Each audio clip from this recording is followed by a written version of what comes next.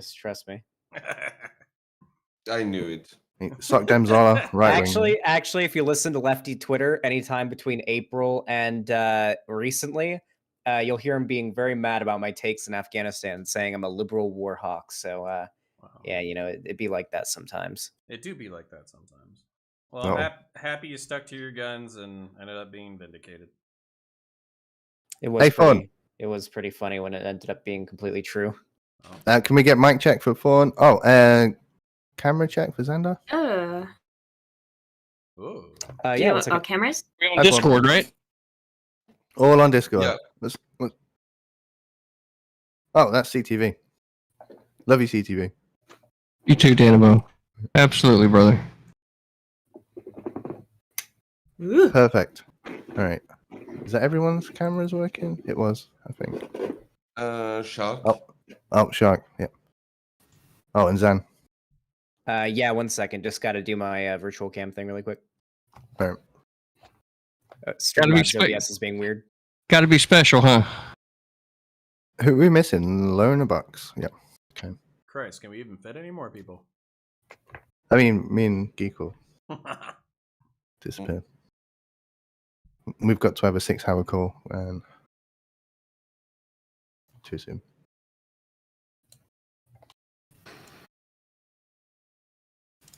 Wait, we're still missing one. Oh, Zen.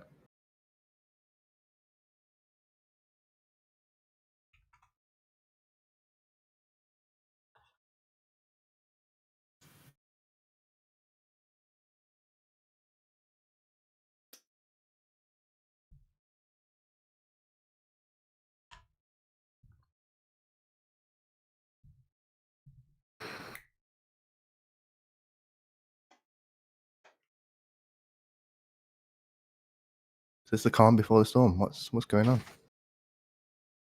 Well, last time we yelled at each other even before the panel, so you know, I think we should chill a little bit. Yeah, I would like to not yell. Fuck you, Counterpoints. Are you ready? I'm literally I'm 70 away from Dad Bod stream, so you ready in the next like 3-4 weeks? Dude, I'm always ready. You shitting me? All right. You just gotta, you gotta book somewhere nice. It's ain't gonna be no half-ass job. What, like I need to get a hotel or some shit? No, I'm saying there better be like a nice hot tub that you're, unless you have one, right? No, I mean, do you have? Yeah, I got a friend's place. It's pretty nice. Okay, because I'm not gonna attach my name to some bullshit. You know what I'm saying? Mm-hmm. Yeah. I got you. Don't worry about it. Especially since I'm gonna be showing off the goods. You know what I'm saying?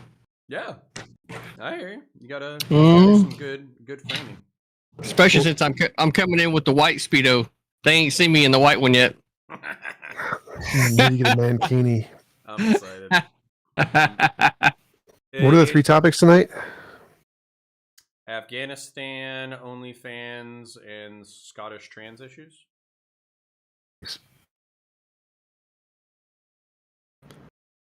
I'm going to be honest. That last one, I don't know a fucking thing about. I'm sure he'll prompt you. Just remember Jurassic Park. Oh, well, there we go. There you go. Research complete. Just sing the Jurassic Park theme song? Like, can we just do that the entire time? Wait, I'm down for that. Are you not aware of the meme? Are you not aware? Nope, I'm not aware. Wow. I figured all of Lefty Twitter had to have been aware by now. Aware of I'm what? centrist. That's the issue. I can't remember what we were talking about. Save it for later, CTV. That's true. We'll save it for later. We'll save it for later. Save for the topic if we get there. Where is I need to know Zando? his left There and is Zando. right here. All right, or perfect. citizens. Everybody's in. I'm the rightest person here. Thank you, everyone, for joining. Have a good night, everyone. I'm going to dip out. All your cameras and mics are fine. So, all right, Danabo, appreciate you, buddy. Thanks. Bye.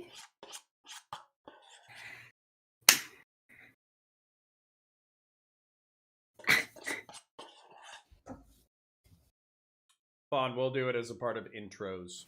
Is Nacho on the left for this okay. one? I don't know, Sparky. He might be. Oh, let me mute myself. Hold on, because we're talking shit about Nacho over here. Oh shit.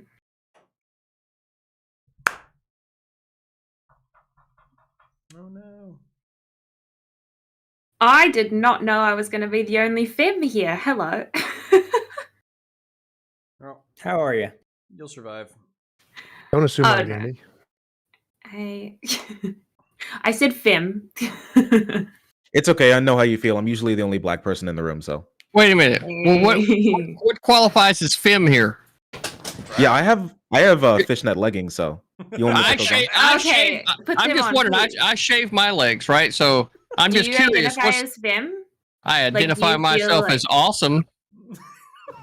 I think femmes are pretty awesome. That's awesome.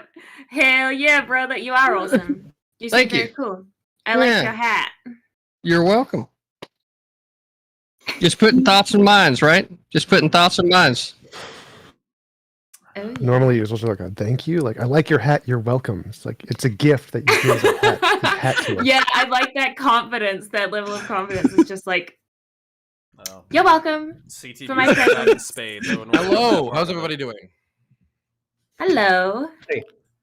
So is everybody ready for a rambunctious and I guess first ever, maybe possibly sexual Hippie Dippy Roundtable with an OnlyFans discussion, huh? Whoa. Oh, Wow. I so excited there for a excited. second. Why would you bait and switch me like that, Dylan? I'm sorry, it's OnlyFans time, of course. Actually, you have to remember back to last year. We actually did have a pretty good conversation. Did have Yeah. a discussion before about OnlyFans on this show. You're right. Mm. Actually, I'm wrong. What CTV was that gets another about? win. I forget. Do you remember CTV? You made me spill my butter pecan. What? Don't worry about it. Welcome everybody to the Hippie Dippy Roundtable. It is a blessed day to be here, and I want to welcome everybody to helping us produce an amazing show together. I'm going to go through some of the rules, and then we're going to allow people to introduce themselves. The first rule, of course, is not to do anything against terms of service. All of us want to keep our channels. The next rule is that when I am talking, I'm merely moderating. I'm not trying to give my own opinion. So please do not talk when I am talking. I am here purely to moderate. If there is a point in the show where you find it difficult to get into the conversation, use this as a last resort, though. You can raise your hand. I will write your name down, and I will make sure eventually it gets over to you, but please be patient. Other than that, I believe that is basically all of the rules, unless I'm forgetting anything. Am I forgetting anything? No? Well, oh yes, no slurs of any sort. And we're not going to go over after people's immutable characteristics of any sort. There we go. I'm sorry, but we're not going to be able to go after everybody for weight, and even we'll include religion in there unless the discussion of religion comes up. I'm a gamer. Can I get discriminated for that? No, Yeah, we so- won't bully gamers. here. Absolutely. We won't That's bully not gamers. immutable. We have Yes. to bully gamers here. I'm sorry. That was a choice. Yeah, Yeah. that was a When I was choice. born, I don't know what you're talking about. I feel So- attacked. I'm going to allow everybody to introduce themselves. For every topic, you have a short period to intro and outro where nobody can interrupt you. And during these introductions, nobody can do the same. Do that as well. We're going to go around the room and allow people to introduce themselves. We're going to start in the top left-hand corner with American Nacho. Hi, I'm American Nacho. I am on the right. I get called a centrist a lot by everybody. I'm more of a Eisenhower type Republican, a more traditional Republican. I play video games. I talk politics, and I'm happy to be here. Thanks for having me, as always. Happy to have you, American Nacho. Now we're going to move over to Counterpoints. Yeah, hi, my name's Connor. I run a YouTube channel named Counterpoints. I identify as center right. Kind of similar to Nacho over here, progressive Republican. Teddy Roosevelt is my idol a little bit. And basically I do science fiction, philosophy, religion, politics, military, and law enforcement breakdowns. I need 75 more subscribers before I break 10,000, which has been a channel goal for a really long time.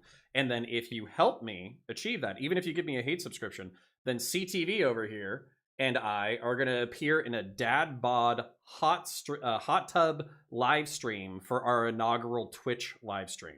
So if you want to see him in a banana hammock and me in short shorts, then go ahead and subscribe. Wow. Well, please unsubscribe from his YouTube channel immediately and as soon as possible. We're going to throw it over to CTV. I thought you would like it. CTV. Look, I don't know what in the hell Dylan's talking about, but it's obvious why everybody came here tonight. They came here to see the most electrifying personality in Twitch politics today, right? That is your man, critically thinking veteran, right? And if you don't know what I'm talking about, then obviously you haven't been paying attention, right? There's nobody else that can claim the title conservative main boss except me. There is nobody else, right, that jumps in and tells the truth exactly when it needs to be told in the way it needs to be told in order to grab the most attention of the crowd. I am the people's champion. It's about time people fucking recognize this fact. And I am so happy to be able to come here tonight. Dylan, take it away. Thank you so much. You're an icon. Now I'm going to throw it over to a new guest, Fawn. Hi. I'm Fawn. I am from New Zealand, and I'm very passionate about politics. I'm a socialist and very, very left wing. But that's not usually kind of content that I cover on my channel. But I don't know. I've been branching out.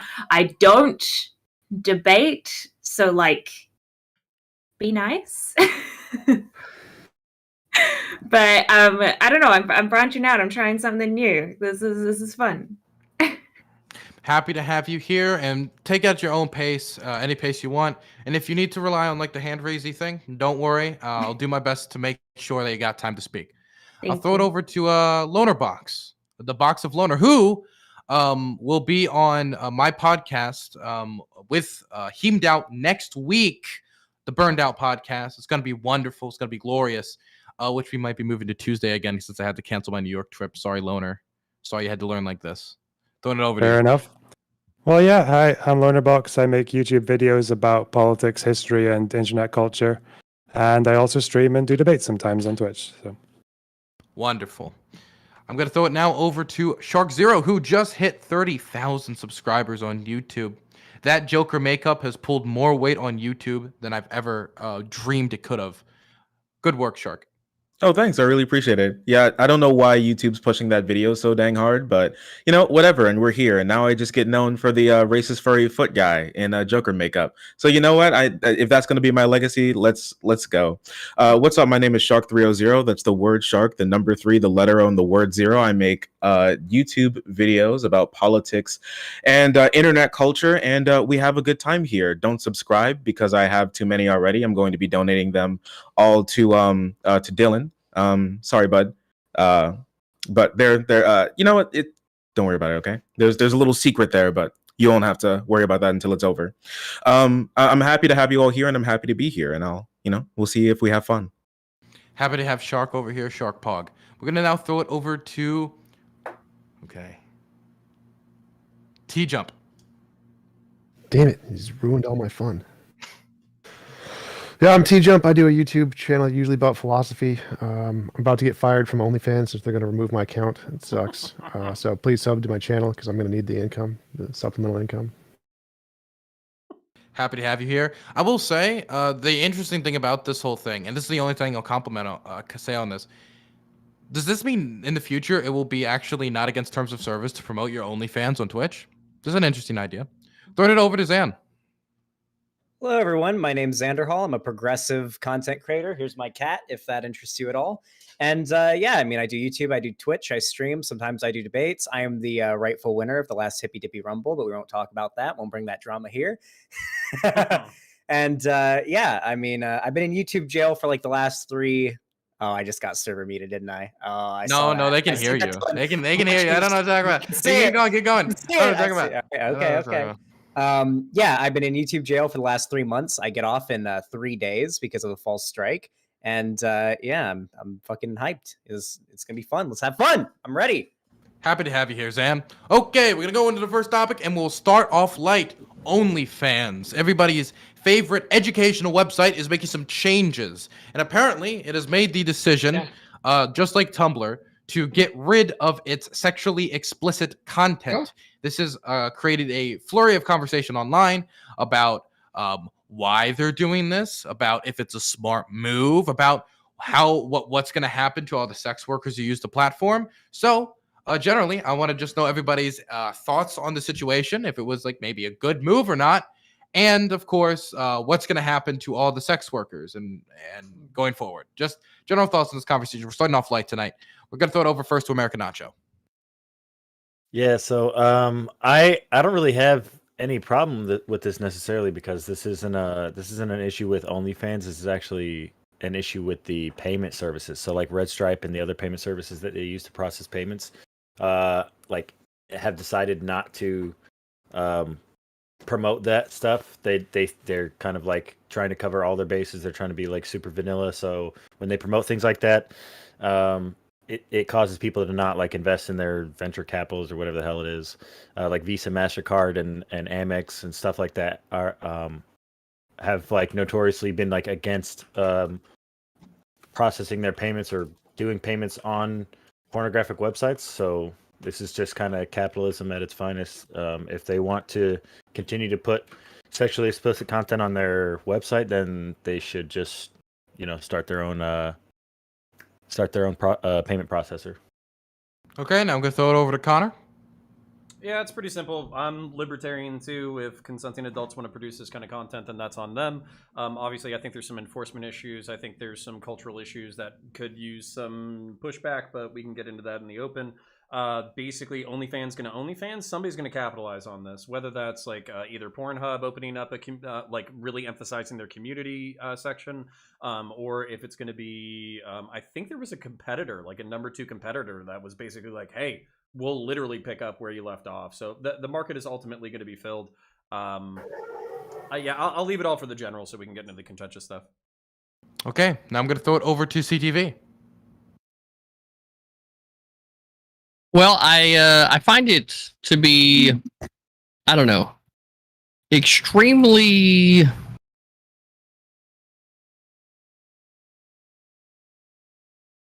just fake as fuck, man. How are you going to build a platform, right, based around the idea of sexually explicit content, and then say, once you get to a certain level, that you're going to stop? Fucking right? based. That is fucking bullshit, right? That is fucking bullshit. Not only did you put the tip in, you went all the way in, right?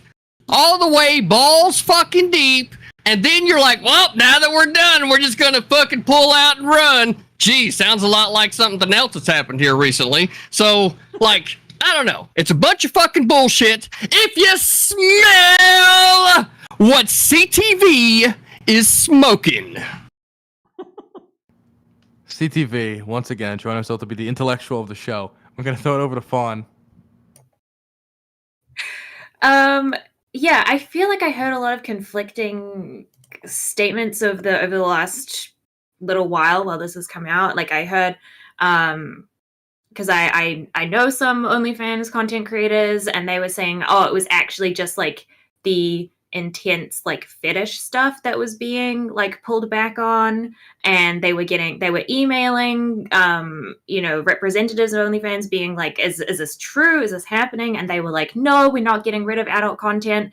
But nope, it looks like it's all about money, funnily enough. Is this something about MasterCard wanting not wanting like sexually explicit content? I don't know. It's like, really, is MasterCard gonna pretend to be like the moral pillar of society right now? Like it is fucked up. It's fucked up. And it makes me really upset because, like, I don't know. It's just playing with people's livelihoods at this time. And I see a lot of people shit talking and being like, now they have to get a real job. And it's like, well, come on. We saw that from like someone who's a Twitch streamer being like, now all the OnlyFans girls are going to have to get a real job. It's like, oh, ironic. But yeah. Okay. Also, for everyone at home, I'm going to read the changes in the acceptable use policy for everybody at home. The definition of what they mean by sexually explicit conduct means, and this is their words, not mine, actual or simulated sexual intercourse, including genital, oral genital, anal, or oral anal between persons of any sex. Actual or simulated masturbation any exhibition of the anus or genital. Basically, it's sex. It's like anything sexual. Like you get the idea. They're pretty. There's people about like, well, how much is it gonna be? It's basically they're covering all the bases. We're gonna throw it over to Loner Box. Yeah, I actually maybe take issue with the idea that this is an example of the success of capitalism. This is like a shortcoming of capitalism, because as libertarians, I would like to think that people should be masters of their own destiny. And in this case, the creators and OnlyFans did nothing wrong. They haven't changed what they're doing. They did everything right, and they're going to suffer for it because their livelihoods were basically hinging upon the whims of investors and payment processors. So it's unfortunate, and I do agree that there will be some alternative. But for some people, like a lot of people in America live, or even Europe live month to month, and that's going to be like a limbo that they absolutely didn't deserve. So one other reason to destigmatize sex work. Okay, got to throw it over to Shark Zero. This one, this topic is really just super unfortunate. So, due to the stigmatization of sex work, and also, unfortunately, a lot of big porn sites not doing any due diligence with cleaning up a lot of like really bad content on their sites. We remember Pornhub having to basically nuke like a lot of their content because there was a lot of like revenge porn. There was like a lot of CP there that they didn't really care for taking care of. It's made like the sex work industry really bad that a lot of people hinge on and depend on, even if it's not like survival sex work. If you just like to show booby, Godspeed, chief. The thing is, I really think that this move should anger anybody who cares about free speech. If you're someone who base your like online personality as someone who cares about free speech 24/7, and you get mad at YouTube and you get mad at Google and you get mad at the government for banning people who say like crazy shit online, or like banning like right wingers all the time, or like I really don't know what the difference between this is, if we're going to blame like MasterCard or Visa or PayPal or any other of these like payment platforms telling people how they can and can't use their money if it isn't explicitly illegal. I don't know what the difference between this is and an ISP telling you can't log on to Breitbart. Sending it over to T-Jump. Yeah, I agree with Shark with pretty much everything he said. I think it's a violation of free speech, and I think that big corporations being able to play with people's lives and their livelihoods in this way is really unfair. It's an unfair thing in society, and as long as they're not doing anything illegal and they're consenting adults doing whatever they want, then companies shouldn't have the opportunity to essentially ruin their lives and make them complete upend, possibly lose their houses, become homeless because of some value difference. It's no difference from Christians doing the same thing because of their Christian values and then destroying other people's lives simply because they don't adhere to Christianity. I think it's a travesty. Send it over to Zan. Yeah, it really fucking sucks. A few days ago, I was watching like Philip DeFranco, and they ended up talking about how OnlyFans is planning to expand out like a whole nother section of their brand and their website to something that's not NSFW for like just general content creators that don't do sex work. And I think that was probably one of the first signs that the website and that brand was going to start moving in a more anti-sex work direction, or at least a less explicit direction. It really does suck because I know quite a few sex workers, and I know they are not happy about this. It is pretty fucked. If you've ever tried to like make an OnlyFans and make money on there or spend money on there, you'll know you can't use stuff like PayPal or a ton of different money processing methods because they don't want to work with any websites that promote or host sex work. And yeah, it just sucks. Like there's really not much else to say about it. If anyone here wanted to argue it was a good thing, we could, but there's not much to say about it other than this is a stupid decision, and it's being driven by sort of a motivation to become more brand friendly to payment processors. Sorry, I just realized my Discord wasn't muted. That was all me. I apologize profusely for the chip sounds. Okay. So it seems like there's not a ton of disagreement here, but I'm going to give it up to the crowd to discuss this. Might be a short topic. Just go on. No, I just think it's extremely funny from the start, right? I think it's really funny from the fucking start, right? When we got a whole bunch of people that would probably be representing the left, right? All of a sudden it's a First Amendment issue, but when it comes to Facebook or Twitter, they ain't saying shit.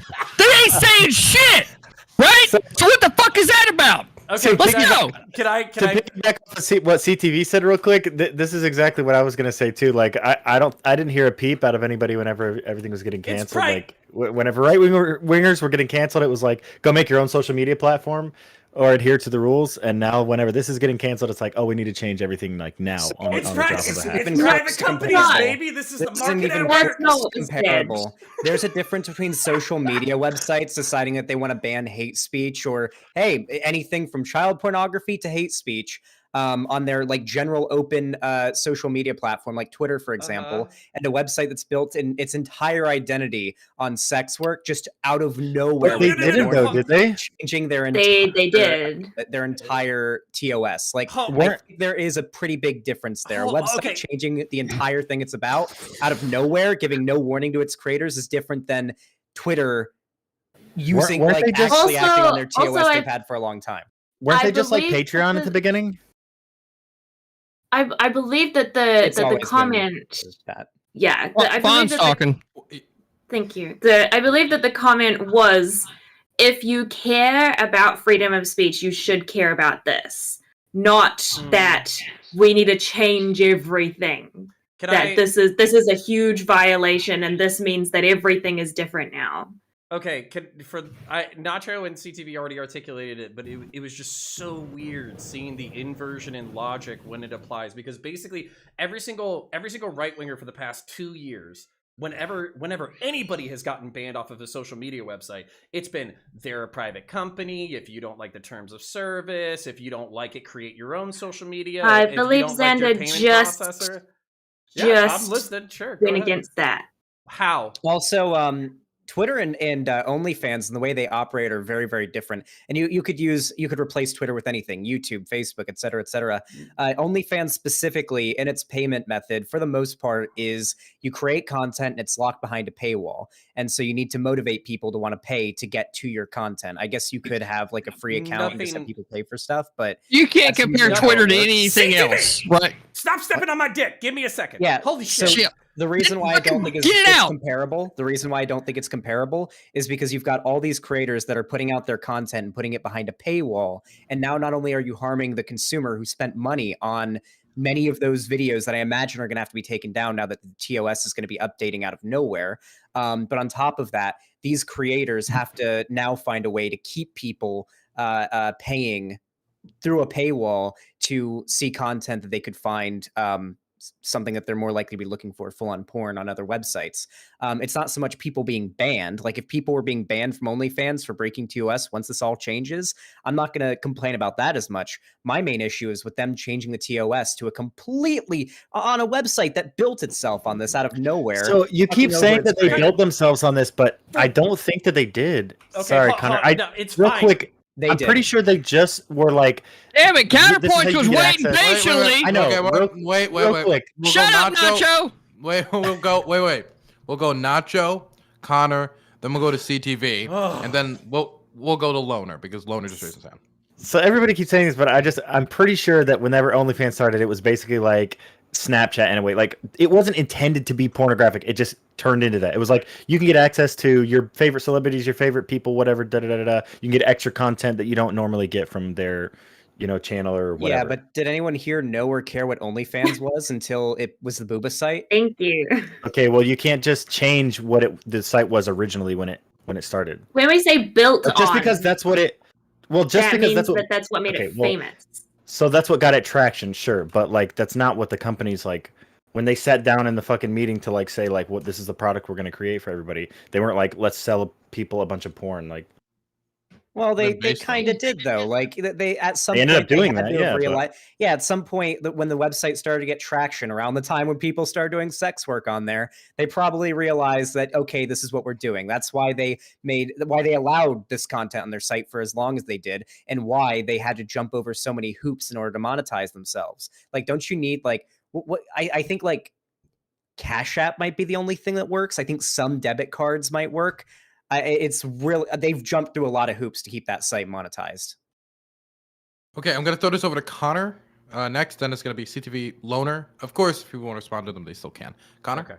Okay. I'm gonna try to articulate this in its entirety. Okay.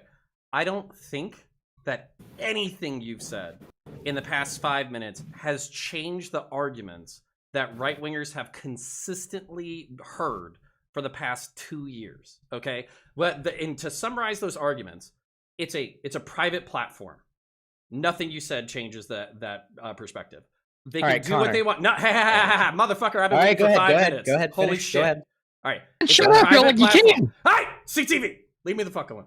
All right, I've got your back, bro. All right, thank you. It's a private platform. They can do what they want. They can change the TOS. If the people don't like it, they can go someplace else. If the people don't like it, they can create their own platform. Nothing. I understand the descriptions and the history lesson, but nothing that anybody has said for the past 5 minutes have changed these fucking arguments. And the reason why it feels particularly ironic on this side of the fucking aisle is basically a bunch of people were telling right-wingers, oh, boo fucking who, can't stop saying slurs, get fucked, dumb fuck. Whereas now, conservatives, not me, because I'm more libertarian, but conservatives can say, boo fucking who, your favorite fucking e-thought website decided they didn't want to be in porn anymore, go do something else. So it's just it's all the inverted arguments. Yeah, so the difference between what the right does when they argue about people getting banned from Twitter and what the left is doing now is when Trump got banned from Twitter or when right-wingers get banned from Twitter, they try to actually make it illegal for that to happen. They tried to make it so that it was illegal for Twitter to ban Trump. They tried to put the law in the way of that. All the left is doing right now is posting memes and making fun of OnlyFans, saying they're going to fail and saying it was a cunt move. No one's arguing that OnlyFans should be penalized for this. No one is arguing that this is against the law. They're only saying it's stupid. We're just making fun of it. Not a good idea. Tries to go way further on that, okay? Okay, we can agree on this, but just then like couching it in free speech, which typically gets associated with the First Amendment, was just a little weird. But I'll agree to that. Can I fix that? I never defend the banning of conservatives with the free speech argument. I usually make the argument that we want TOS on these sites. We don't want sites to be overrun with racism and homophobia. We don't want Twitter to be loaded with child porn and gore and shit like that. You need a TOS and you need to be somewhat applied. Otherwise, these sites are going to be unusable. We got to move on to CTV and then Loanerbox. Yeah, but the reality is here when it comes to Twitter is that Twitter is unique in and to itself, right? There is no other fucking platform that requires you to kind of get the feel for how to communicate, right? It's been a fucking learning curve for me for the last fucking, 8-9 months being on fucking Twitter, right? Like, if I'm trying to have my own fucking conversation, I got to initiate a quote tweet, right? And then that way, I can put something there, and then like people go below it. I'm 38 fucking years old, served 9 years in the fucking Navy on Ohio class submarines. Yeah, I guess that would make me definitely a qualified boomer to be sure. Now, moving on from there, right? Like everything that I'm hearing tonight is just like people making up excuses for bad behavior in the past. And then you want to say, oh, well, nobody's trying to pass any laws or try to get the law. But it's like in reality, what should be happening is the left should be uniting with the right at this fucking moment instead of just passing it off. It's like, well, we're not doing nothing over it. Of course, because you're fucking lazy, right? If it's not something that concerns you specifically, you won't get your fucking ass up off the couch to do shit. I don't understand how people Wait, everybody calm down, okay? We need to at least let CTV finish his point before we respond. CTV? The only reason why we're having this conversation tonight is because it has to do with sex. If it was just speech, you wouldn't get your ass up off the couch. But because it has something to do with sex, at least you're willing to make a fucking meme about it, right? So beyond that, like, how is it that anybody should be able to depend on the left when it comes to getting anything done if it's not in their own fucking self-interest? Yeah, so this... Sander, can I jump in first, please? Sander. I'll give it to Loner because Loner hasn't talked yet. Yeah. Just from one freedom lover with pretty lights to another CTV counterpoints. I didn't make the free speech argument, but I'll give you one that probably isn't inconsistent. So I don't buy the argument that private companies can do what they want. A private company isn't allowed to violate human rights in lots of ways. That's a stupid argument. So the only circumstances under which I personally support people getting banned from Twitter is if they are causing a sufficient threshold of harm. People on OnlyFans, as far as I know, are not causing harm with their content. And not to mention, the consumers are given a much more higher degree of selectivity with their content. If someone on Twitter posts a death threat to you, you're going to know it's there. And if people defame you and target you for harassment, you can't just choose not to see it. So I can agree that plenty of people got banned from Twitter who didn't deserve it, but that position isn't inconsistent. One thing causes harm, the other does not. I don't think that's fair. I think their point actually stands. Like, for example, what's his name? Steven Crowder, Alex Jones, those guys. When the people are checking out their videos, they're voluntarily doing so. They're not forced to check out Alex Jones's video. But then I could... sorry, go on. So when they're banned and you can't see the people who are paid them, who subscribe to their channel and give them money voluntarily to see their content, are banned from seeing their content. It seems to be an accurate analogy to what's going on with OnlyFans. So their points do stand. Like all of the arguments that are made by the Republicans also apply here, that yeah, these are private companies. They have the right to do what they want in the same way. And the difference is that the left is far less compassionate because they see the right as a bunch of assholes. And so they don't really care what happens to them. Yeah, so I think the fact that you brought up Alex Jones and Steven Crowder was maybe just a very fortunate twist of fate in my favor, because the victims of the Sandy Hook shooting couldn't choose to not get harassed by Alex Jones's followers based on the content Alex Jones was producing. Carlos Maza couldn't choose not to get harassed by the countless number of homophobes who targeted Steven Crowder as a result of them watching Steven Crowder's content. I just thought that was kind of you're going to hold Yeah, the sure, one person... Wait, stop for a second. Loner, you meant targeting Maza, not Crowder, because you said they targeted Crowder. Oh, yeah, no, Crowder, poor Crowder. Yeah, no, yeah, Maza, okay, sorry. Yeah. Connor, you had your hand raised. I want to throw it to you. Yeah, so I just kind of wanted... There were two things that I found interesting. One, we obviously define harm completely differently. Like harm is very subjective. Different people have different definitions of harm. If you were from like a more social conservative, again, I lean more libertarian, but if you're more social conservative, you would inarguably... you would basically argue that sex work itself causes harm. People consuming sex work causes harm, all this kind of stuff. And then also on top of that, the reason why somebody was talking about how OnlyFans didn't start out as a porn website, but became a porn website because it was popular. Like I think 70 to 80% of the internet is porn. But if my goal as the boss, the owner of whatever, of OnlyFans, was to create like a Patreon alternative for like artists and for people who want to do independent projects and movies and films and all that kind of stuff, and I can't get away from my company's reputation for pornography, then this is obviously a move. Like if that's the route that they're kind of going. I haven't checked out what they've said they're trying to move. I just assumed it was going to become a softcore site after this point. But that's 2 points that I would make, is that we define harm subjectively, meaning that they can do this. And number two, basically the vision of the original creator does matter if they still own the company. So I think with the subjectivity of harm, I completely agree. That's why people getting banned on Twitter, as far as free speech goes, is kind of always going to happen, because there are always some groups who feel like their free speech and their rights are being violated by the existence of someone else.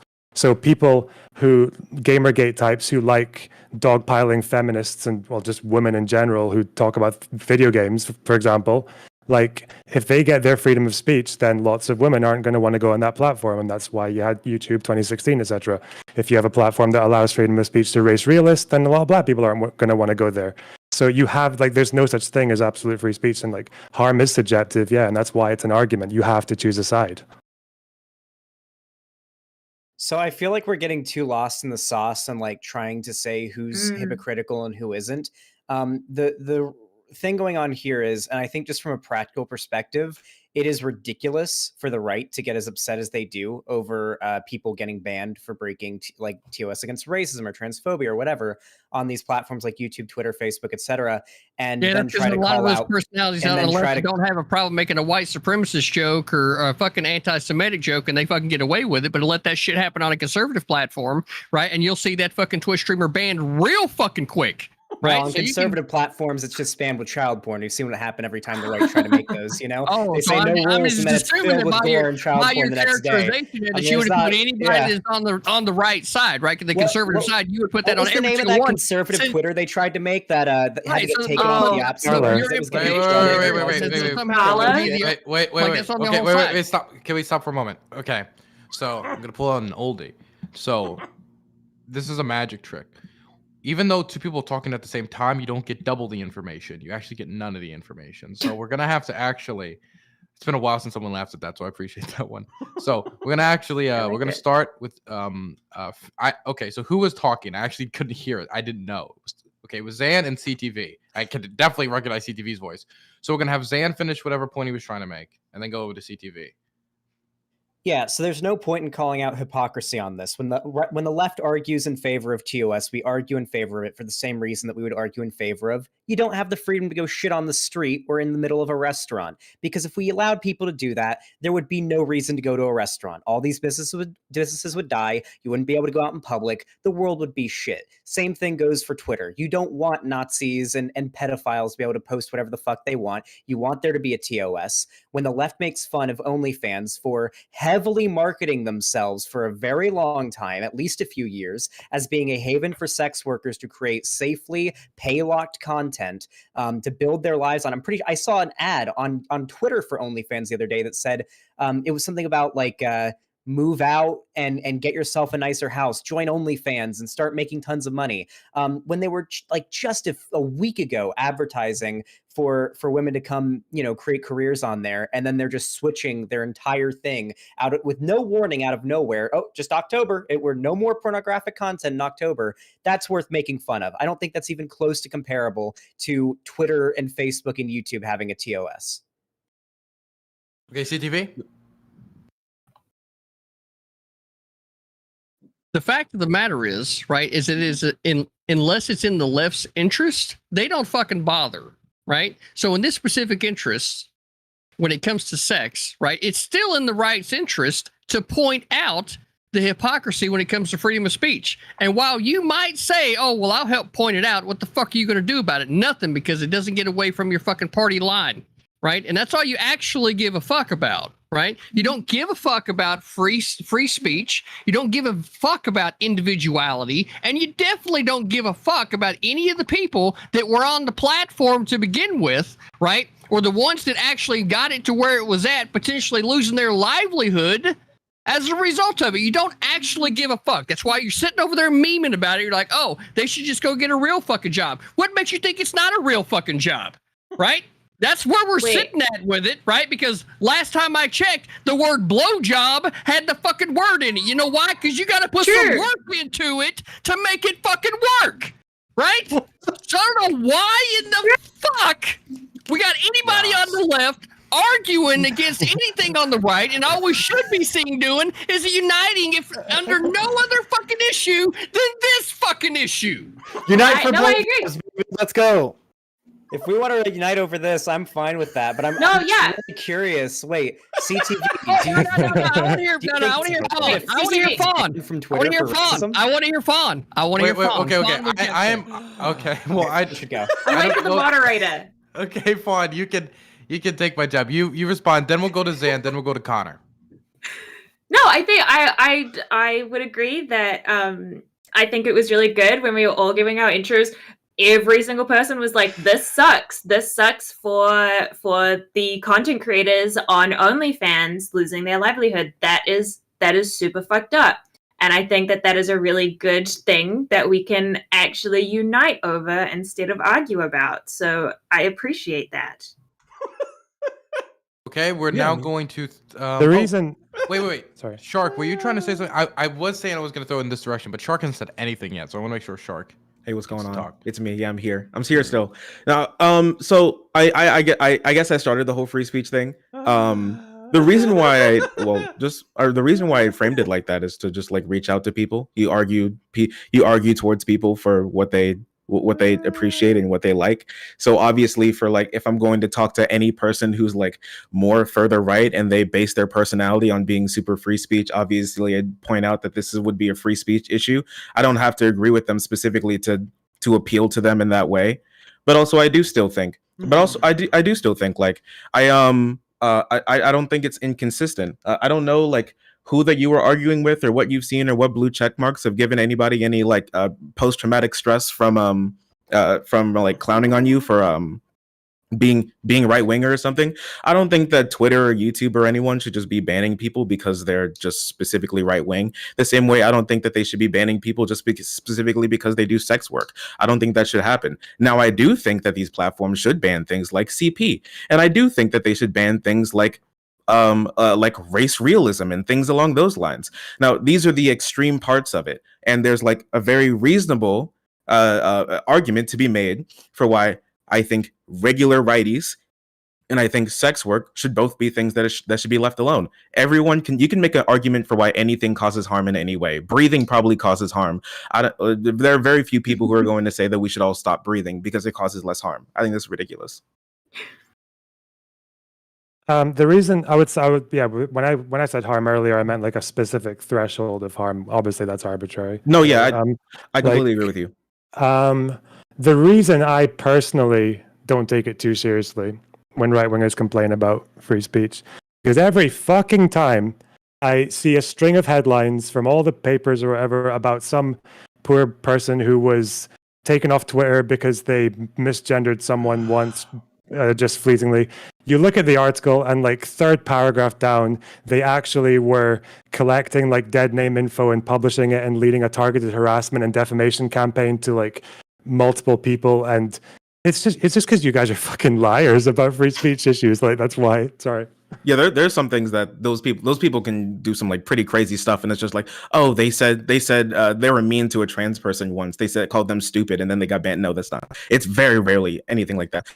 Right, so your entire argument here is based off of individuals and not an actual fucking principle, which I'm not surprised about, since I haven't found very many principles when it comes to other than selling their own self-interest on the fucking left. So right? You're advocating for P1. Because the principle that I'm standing on right now is freedom of fucking speech. Okay. And the more you talk, Okay. I'm sorry, but nuance is important. shut up, Dylan's talking. Wait. Yep. I heard a lot of people talking at once. So I'm gonna ask CTV to finish his brilliant comments because we're trying to listen to what he smoked, right? So finish, and then we're gonna go over to Zan and then Connor. Then we're probably gonna wrap the topic up. Probably looking towards doing that because I think we get where the line's drawn. Yeah, so in reality, you're not standing on principle. If it doesn't serve your own self-interest, you won't get off the fucking couch. That's what it seems like. Now, obviously, since you want to point to individuals, I can definitely point to individuals on the left that are getting their ass up off the couch. But since we're speaking in generalities, right, the left generally doesn't get its fucking ass up off the chair, nor does it have the principled standing, right, to do a fucking thing. And that's why it's very, very hard for me as a 38-year-old man living down here in Florida to be able to depend on the left for a fucking thing, right?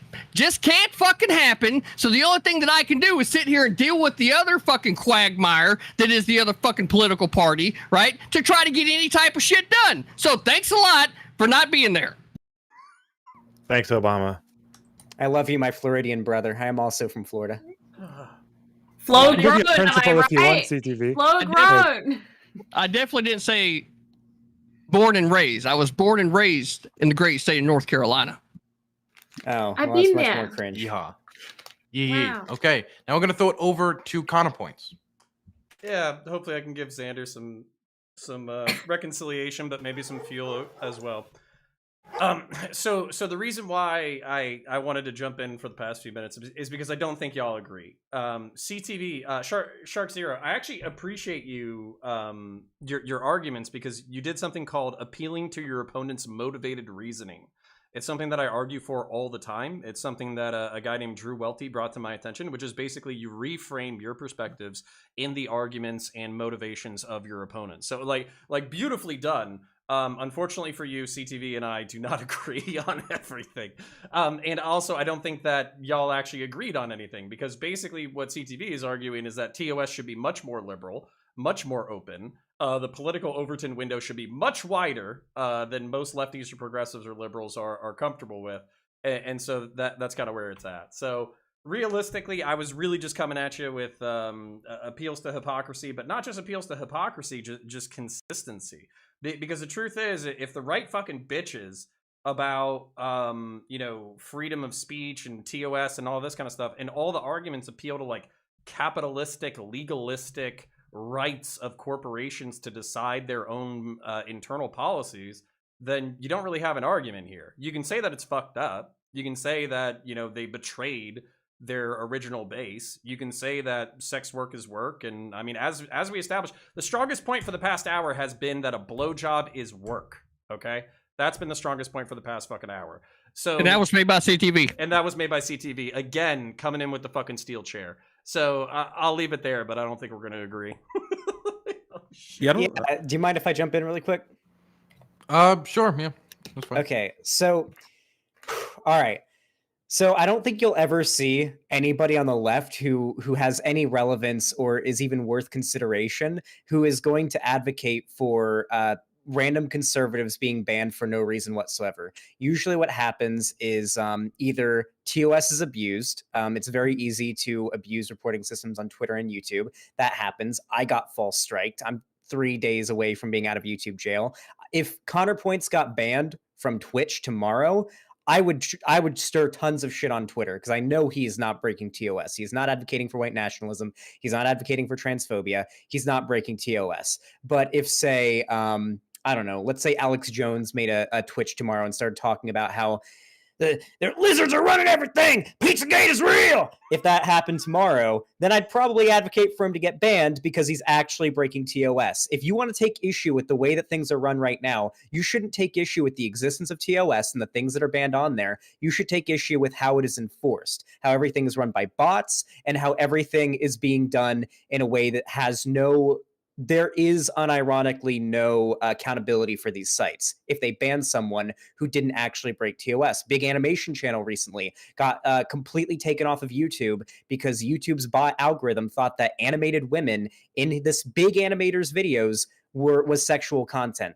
They were wearing tank tops and like jeans in the videos, these animated things that were made. Whole channel got taken down. It got dealt with, but had that channel been smaller, you know, they'd be gone. They'd be completely gone, and we'd have no idea why. Did you call the animated women things? No, I don't think so, actually. Okay, just checking. Okay, so we any more done on this topic? Okay, we're gonna wrap it up then. I've got something, Dylan. Okay, one last thing, and then we'll wrap it up. Just for the sake of, I don't know, something like principle or constituency. Yeah, fucking. Well, you didn't know a minute ago that it had been a whole 6 years since Alex Jones had been fucking banned from Twitter between that and the Sandy Hook incident, right? Like, so, like, why? Jesus, just go ahead. Go ahead. Okay. So, like, I think pretty much everyone here agrees that as far as free speech goes, like, there is a threshold somewhere.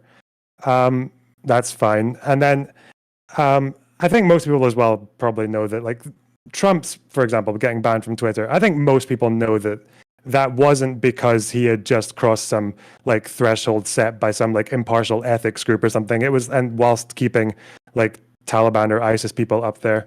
I think we know that. So I don't know, maybe like I've never actually spoken about this before, but I wonder if like maybe we could treat platforms the way we do like mainstream media, and that I don't think really private companies should be allowed to just enforce the TOS in the way they do. I think would it not be a better idea, because if a platform gets big enough that you can treat it a bit more like a commons and cede that role of TOS to like an independent committee like they do with Ofcom in mainstream media.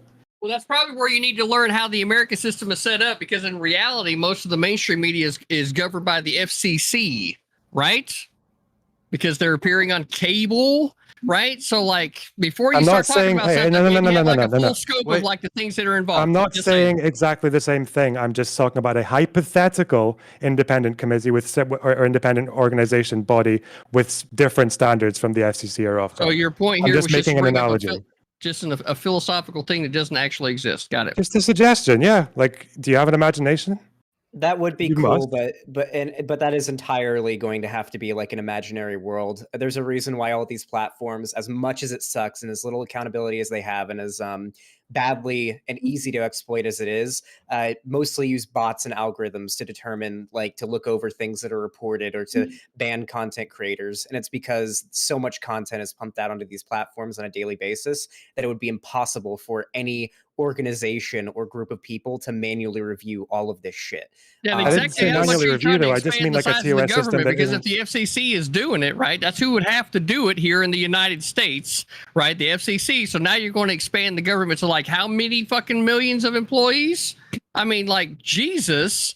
Revenue, like the tax dollars necessary to be able to do that kind of plan is just fucking silly, which is why bots fucking do it, and they do it from the corporations. Because in reality, the government under the First Amendment can't do this fucking job. Like, how much do you read the fucking Constitution and understand how these things are set up?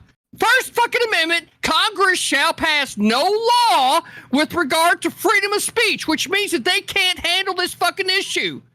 The terms of service on a platform isn't a law. I'm feeling left out because I'm a New Zealander. So can we just not talk about the Constitution? Thanks. Okay, we're gonna go. We're gonna I go just wrap got up now. screamed at for not knowing your Constitution. Fucking hell. We're gonna start in the top Have you left hand read corner. Magna Carta? We're gonna start in the top left hand corner for wrap up with American Nacho. Yeah, so I'm all in on the unifying under blowjobs, but yeah. Now, seriously though, this is something that I think a lot of the people on the right were kind of like screaming from the rooftops about, and everybody was like, "Yeah, you guys are fucking crazy," and it's just scary to see that some of these people have such a big pull as far as when it comes to like freedom of speech, as far as it comes to like what we can and can't say, and to see people like especially the biggest banks in the world silencing, what they view as like immoral culture or whatever. I don't know. It's maybe something we should keep an eye on, and like CTV, and I think Connor both said it's something that the left and the right could probably unite on. So that's it. Okay, now I'm gonna throw over to Connor. Nah, fuck that.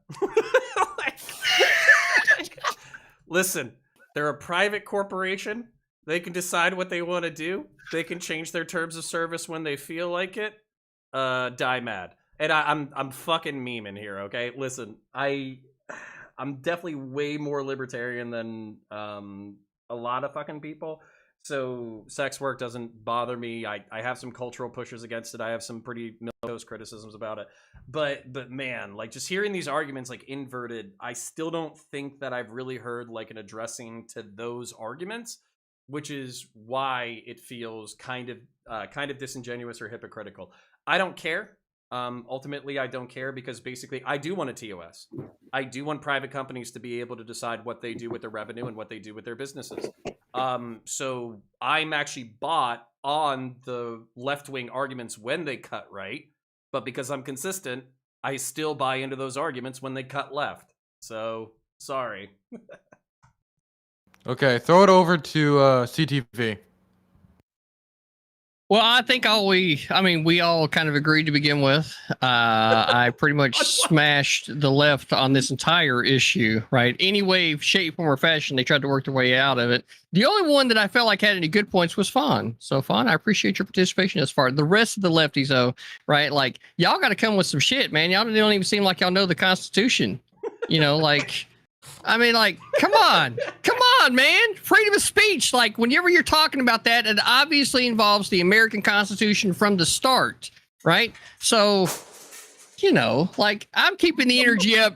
Chat, we're all having a good fucking time over here. We're drinking some butter pecan moonshine, right? Trying to keep it live for you. CTV out.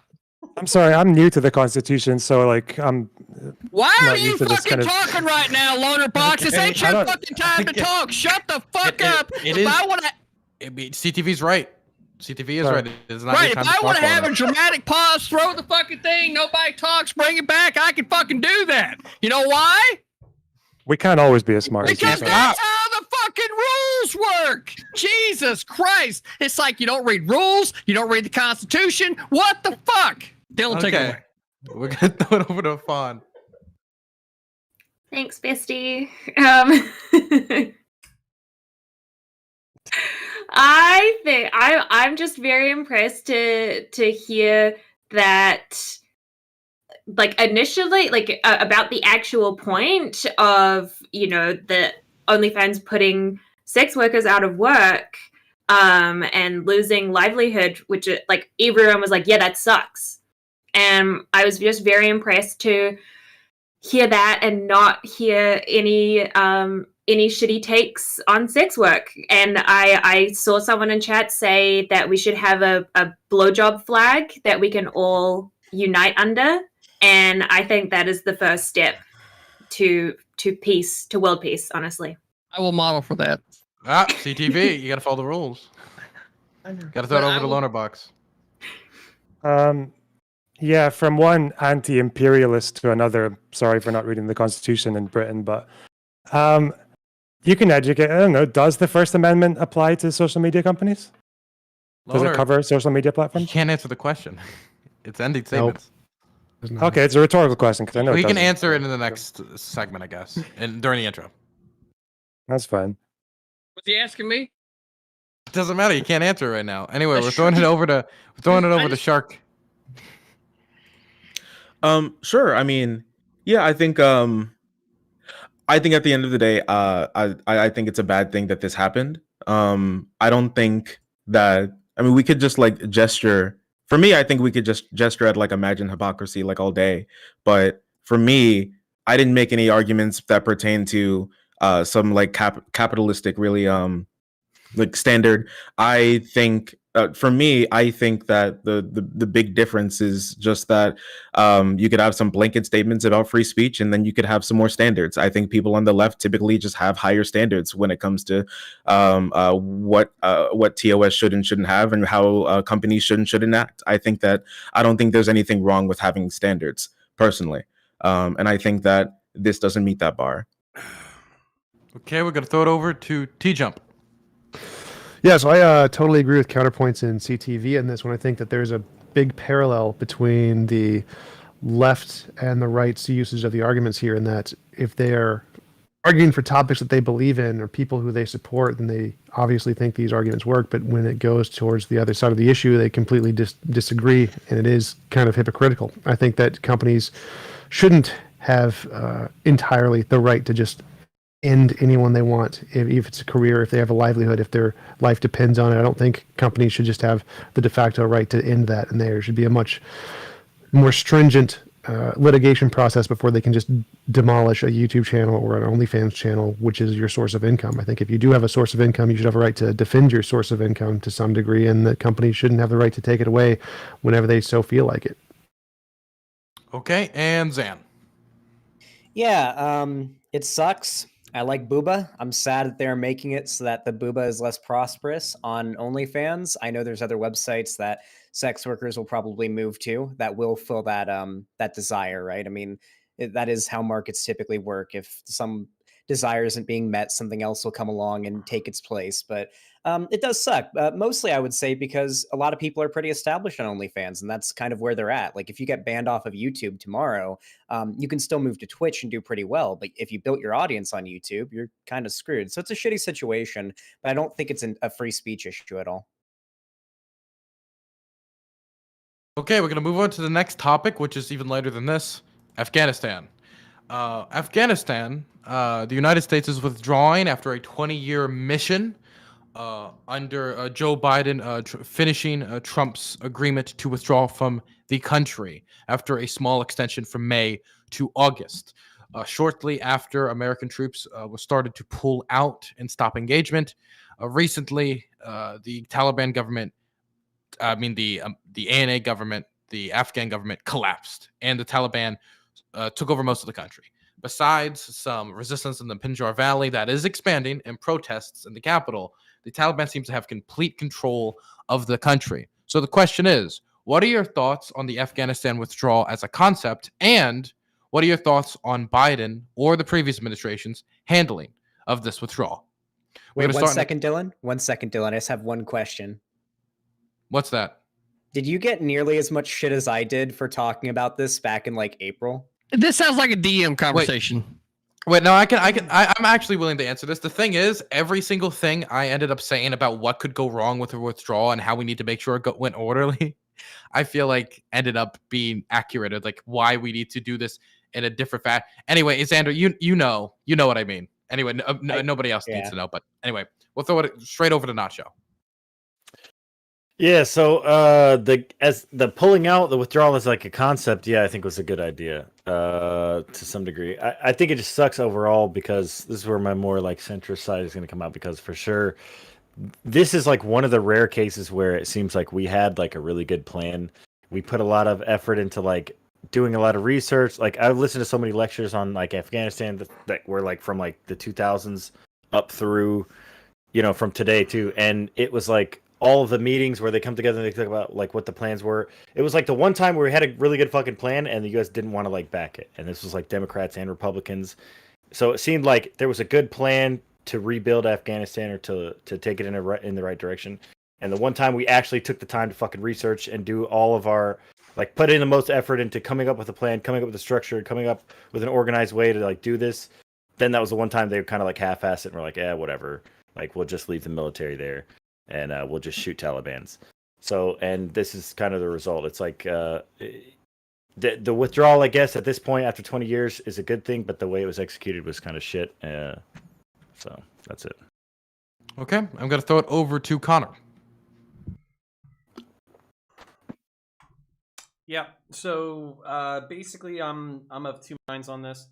We could have stayed for a century and left 10,000 troops and probably paid, I don't know, 20 billion, 40 billion a year and actually succeeded. But nation building is a multi-generational project, and we would be talking about like you know, we're still in Korea.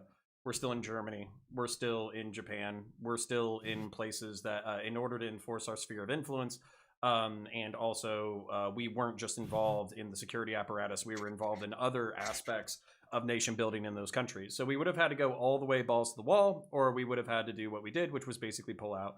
I hope the lesson for next time that some asshole explodes buildings, kills 3,000 people, and does $1 billion worth of damage is that we just hunt down that one motherfucker, put 2 in his head, and then call it a day. We didn't need to spend 20 years there. We didn't need to spend $50 billion a year. We didn't need to do any of that shit. So all the way in, all the way out. Those are the two options, and we'll get into it in the general. Okay, I'm going to throw it over to CTV. Well, the reality here is that after September 11th, we wanted somebody's fucking head. I remember, right? I graduated boot camp September 13th, 2001. As a matter of fact, whenever September 11th happened on the fucking day, I remember my RDCs coming into the recruit division fucking barracks, right, and telling us that there were 2 planes that hit the World Trade Centers, that we were potentially going to war. You know what I said to begin with? Bull fucking shit. I didn't believe it. You know why? Because I've been hearing 3 weeks worth of Ricky fucking rumors talking about we were going to war, right? And none of that shit was true. But this one thing was fucking true, right? So then, as I'm on my way over to dental and picking up my dental records, I see it happen on the TV, and then guess what? There was some planes that hit the fucking World Trade Centers, and I'm like, holy shit, no one's fucking lying to me, right? Now I'm actually getting the fucking truth. Okay, so then the truth is that we went over to Afghanistan and hunt down this motherfucker, and we ran out the Taliban fucking government, right? And then we continued to chase this motherfucker for, what, another 9 years before Obama fucking ended up catching him, right, in Pakistan, which the whole fucking time I'm sitting there watching this go underway, I'm like, that motherfucker's probably in Pakistan, right? He's probably in fucking Pakistan, which you know why we can't go into fucking Pakistan? History, right? So the reality is that moving forward with the foreign policy of the United States needs to be moving towards, right, is that if we're going to have our military forward deployed in any part of the world, that land needs to be a part of the United States, because that is the only way that we as a people are going to have the vested interest in defending it, right? And that's the only way that those people are going to be able to have a voice in our representative government. What that's going to take is the American people taking a real look at how their federal government is actually formed and decide what it is that the federal government should or should not be doing, because that is the only way as a nation that we are moving forward. Now, what's happening right now in Afghanistan is regrettable, but given the politics of the day, it really feels like that was going to happen regardless, and it's a damn shame that the Afghan people didn't feel like that their land was worth fighting for. Okay. I'm going to throw it over to Fawn. I was 5 years old when the Twin Towers got destroyed. Just wanted to flex on that. It was crazy. Man, this topic, I'm gonna be honest. I don't know a lot about the American military. Apart from the fact that it's just clearly been a headache for way too long. So why is she here? Good question. I got asked to be here. I'm not an American. I'm sorry. So I feel like I might just not sit it out, but I'll just listen, and I'm gonna be honest and not try and talk out my ass. I don't know that much. Okay, now we're gonna throw it over to Lonerbox.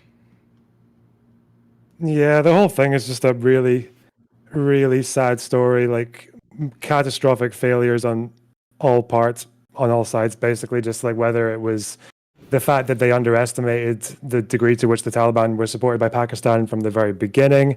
The fact that even around like a decade ago, there were UN officials getting fired for saying that the US didn't have any credible local partner in Afghanistan. The fact that you basically have a country that has been fought over since the days of Alexander the Great has never been successfully taken over by any foreign power. Like, it's an impossible country to hold.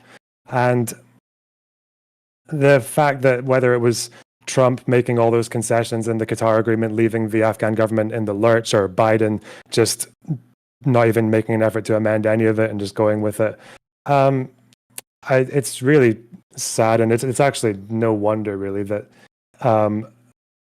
in hindsight that it happened so quickly, because like you had a government that was just completely bloated, and given the first chance, the president runs away with over $100 million, and it's, well, of course you're not going to fight for that.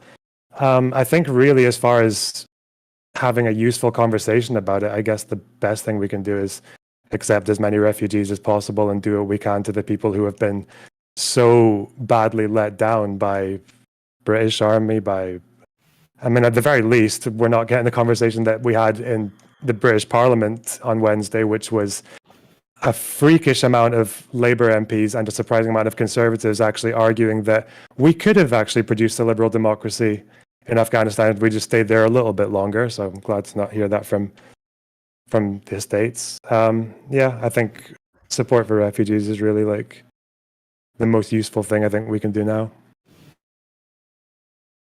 Okay, I'm gonna throw it over to Shark. Yeah, I'm going to have to agree with that. We're there for a really long time, and I mean, I guess if we're all gonna say where we were, I was in daycare across the Brooklyn Bridge, because I was in baby mode. I was like barely one when that happened. Actually, a little older than one when that happened. So I mean, I don't really remember too much of it, if I'm gonna be completely honest. But I remember the majority of those 20 years that we're there. So I think it is good generally that we left. You can't stay in one place militarily forever, and we were propping up the country with our military and the military of other countries the entire time. When the president left, when most of the Afghan army kind of basically gave up, there's not much that we can do there. Basically, the execution of it, I think it's funny. If we're gonna actually, no, never mind, I'm not doing it. I think the execution was not the best. I really wish that we would have spent more time mobilizing more resources to get more refugees out, and to get more of our translators and people who helped our servicemen and women navigate Afghanistan and help people there get out and not be stranded now. There are many people who've been killed by the Taliban already. It's too late for some of them, and hopefully we can help out as many as we can. And I think, yeah, the most fruitful conversation that we could have right now is the best way to possibly get as many refugees who want to go to get out of that country now. Okay, I'm going to throw it over to T-Jump.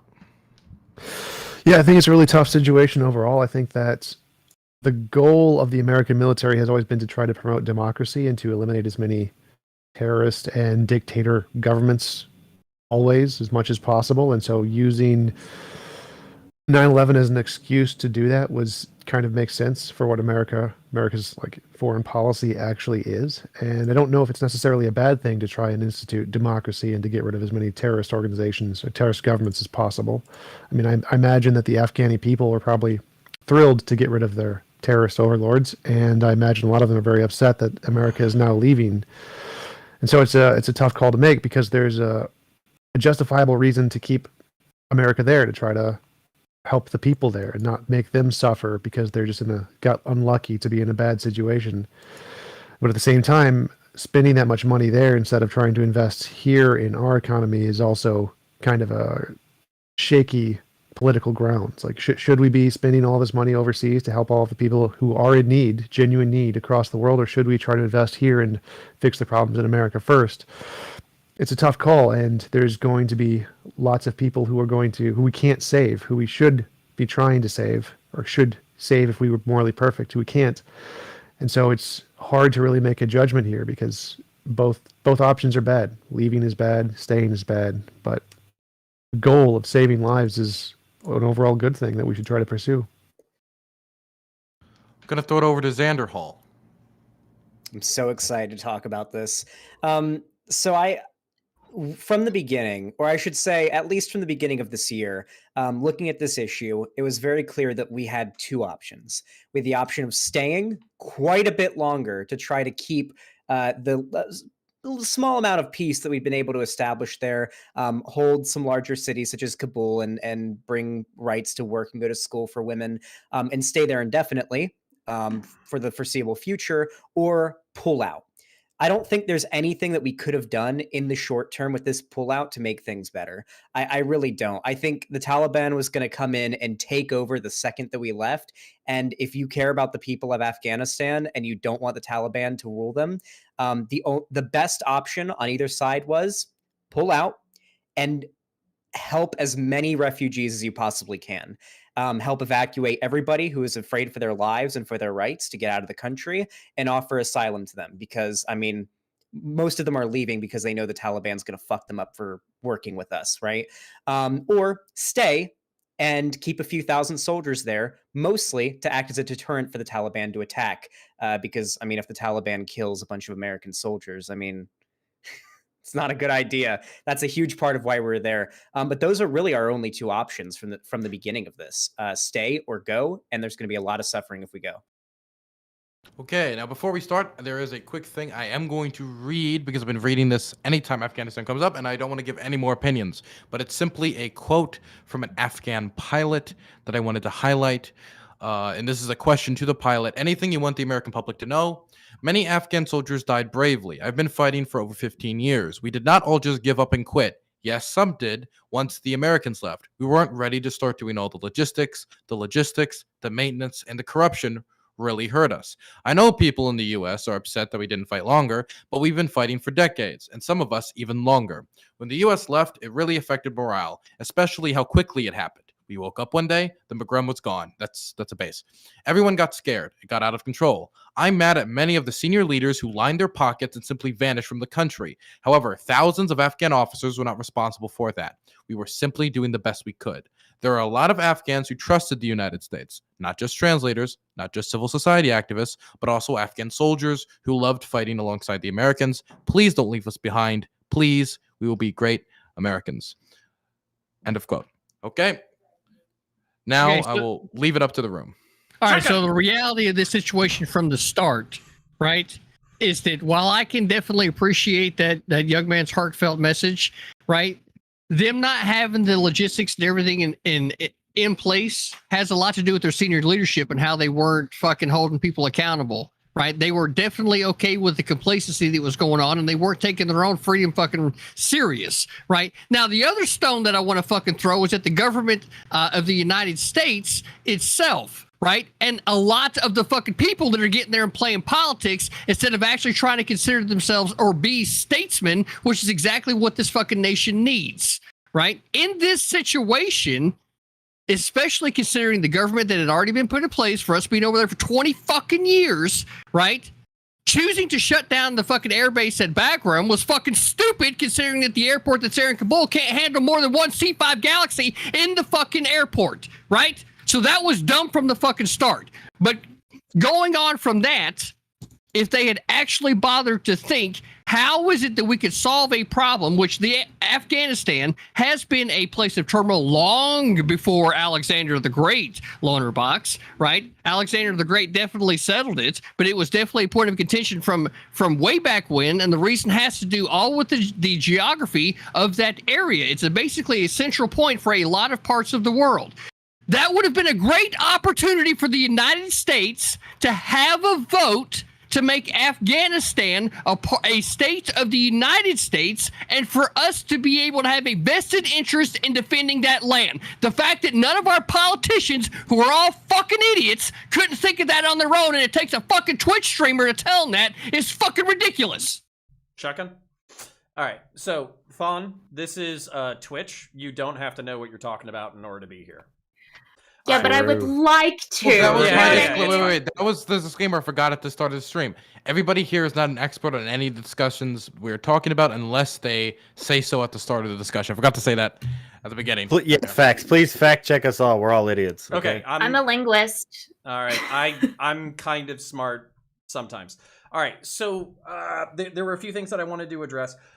Pakistan aid to the Taliban wasn't known. Lonerbox, like, I know that people were probably, arguing over that subject because they didn't want to admit it. But basically, Pakistan ISI helped evacuate the Taliban during the invasion, and this was known. As a matter of fact, they requested that we hold off on taking it. I forget if it was fucking Tora Bora, but it might have been like another location where literally they were like, hey, you're kicking the shit out of the Taliban right now. Can you hold off for a day or two so we can pull out our intel guys? And instead of just pulling out their intel guys, they actually airlifted like a few thousand Taliban leadership. So Americans basically knew that. Not just that, but basically Pakistan requested to be the border security guard when we were taking a lot of the territory that we were doing during the initial invasion. And basically they let all of the fucking Taliban walk right by them when they were leaving into like Waziristan, I think is what it's called. So the military's known that shit. Whether or not it's been politically convenient to know that shit is a different thing. So I want to clarify something for the panel.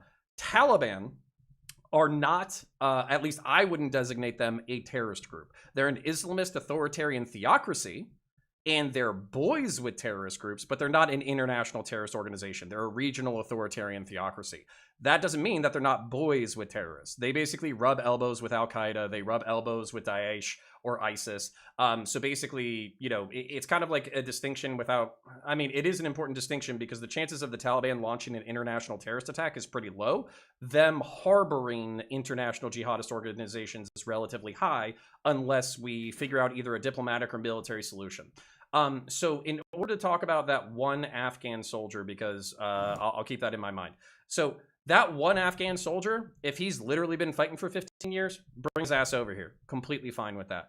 But here's the fucking truth of the matter, is that the Afghan National Army and the Afghan National Police were corrupt as fuck. They literally took all the equipment that we gave them. They sold them down in the local bazaars and the local markets. A majority of the Afghan National Army only existed on paper. Local warlords basically said, hey, come out to this one training once a month. I'll put your name down. You don't even have to show up half the time. And basically, I'll collect $100 as a monthly stipend. I'll give you $20 and I'll keep the 80. And that's how a lot of the Afghan National Army actually exists. It's a kleptocracy. It's a dysfunctionally corrupt country. And while we can help the people who have helped us, no, fuck that. I think it's fine to get out when we did. Yield. What do we think about refugees?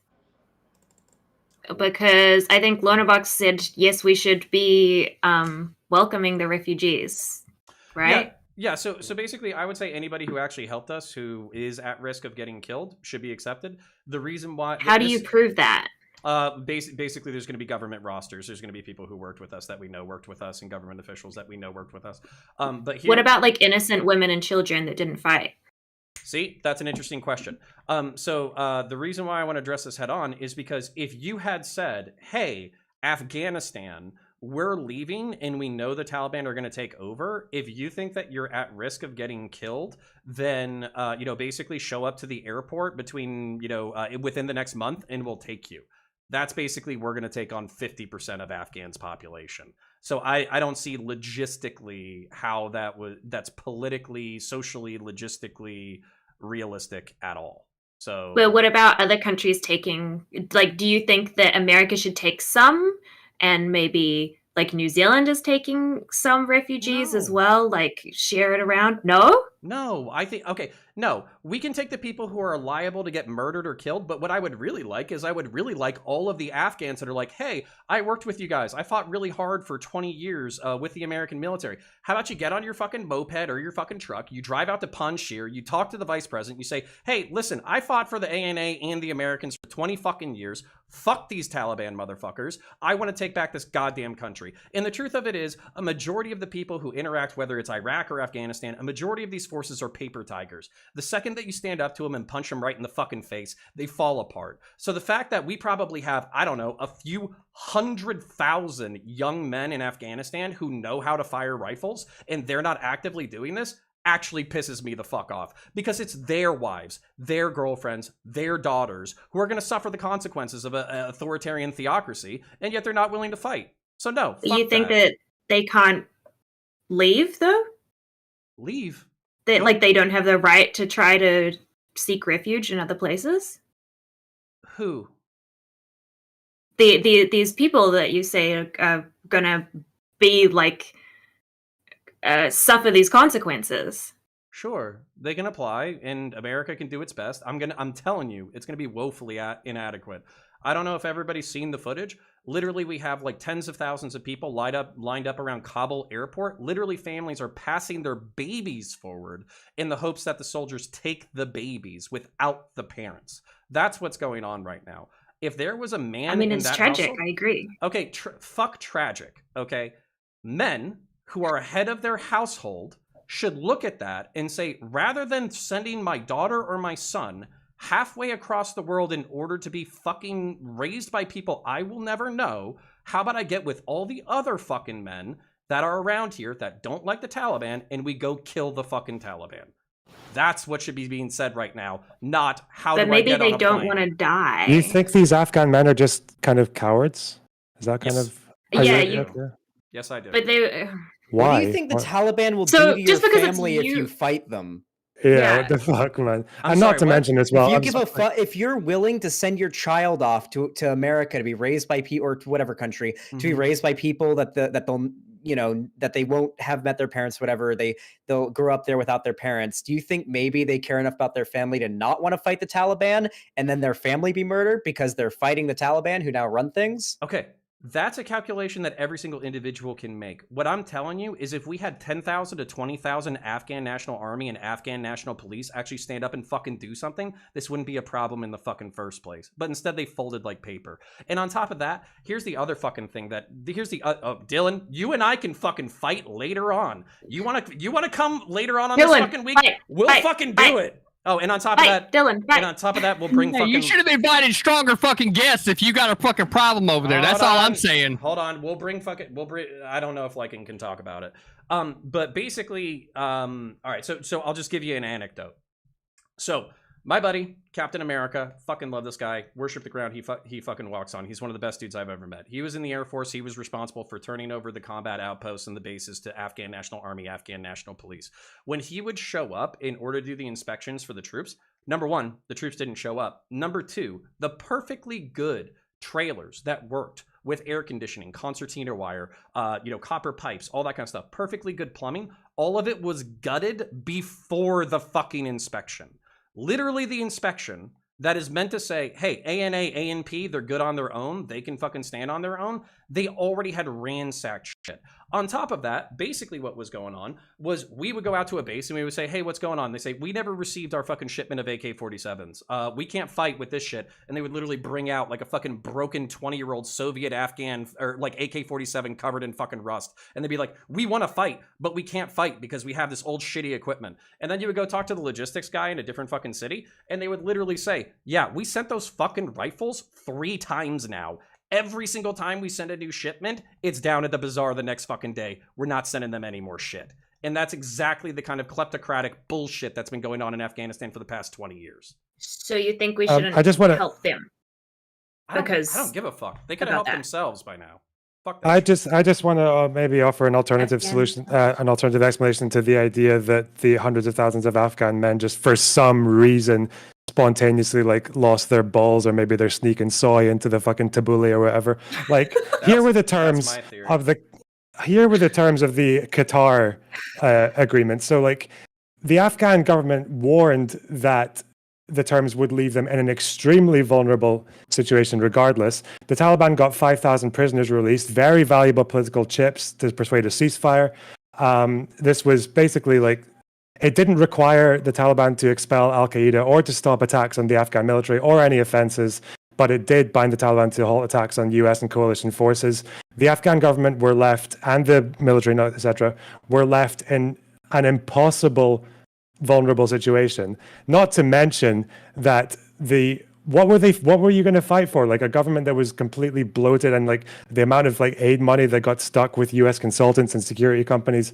I'm sorry, it's just like that. No, that like this talks like this is, I don't know, I don't want to say toxic masculinity, but like it's fine. People know when there's a losing battle, right? And yeah, like they're going to, it's not even a question of can we take them, etc. They're going to leave. And under international law, they can go wherever they want, and they're going to show up at countries' doors. Like there's going to have to be something in some kind of process in there to cope with that. And just don't be scared of refugees. I just don't think it's a good enough reason for you to go like, oh, they didn't do things that I would have done, so fuck them. It's not even to mention that fighting back is actually already happening in parts where it's possible. So yeah.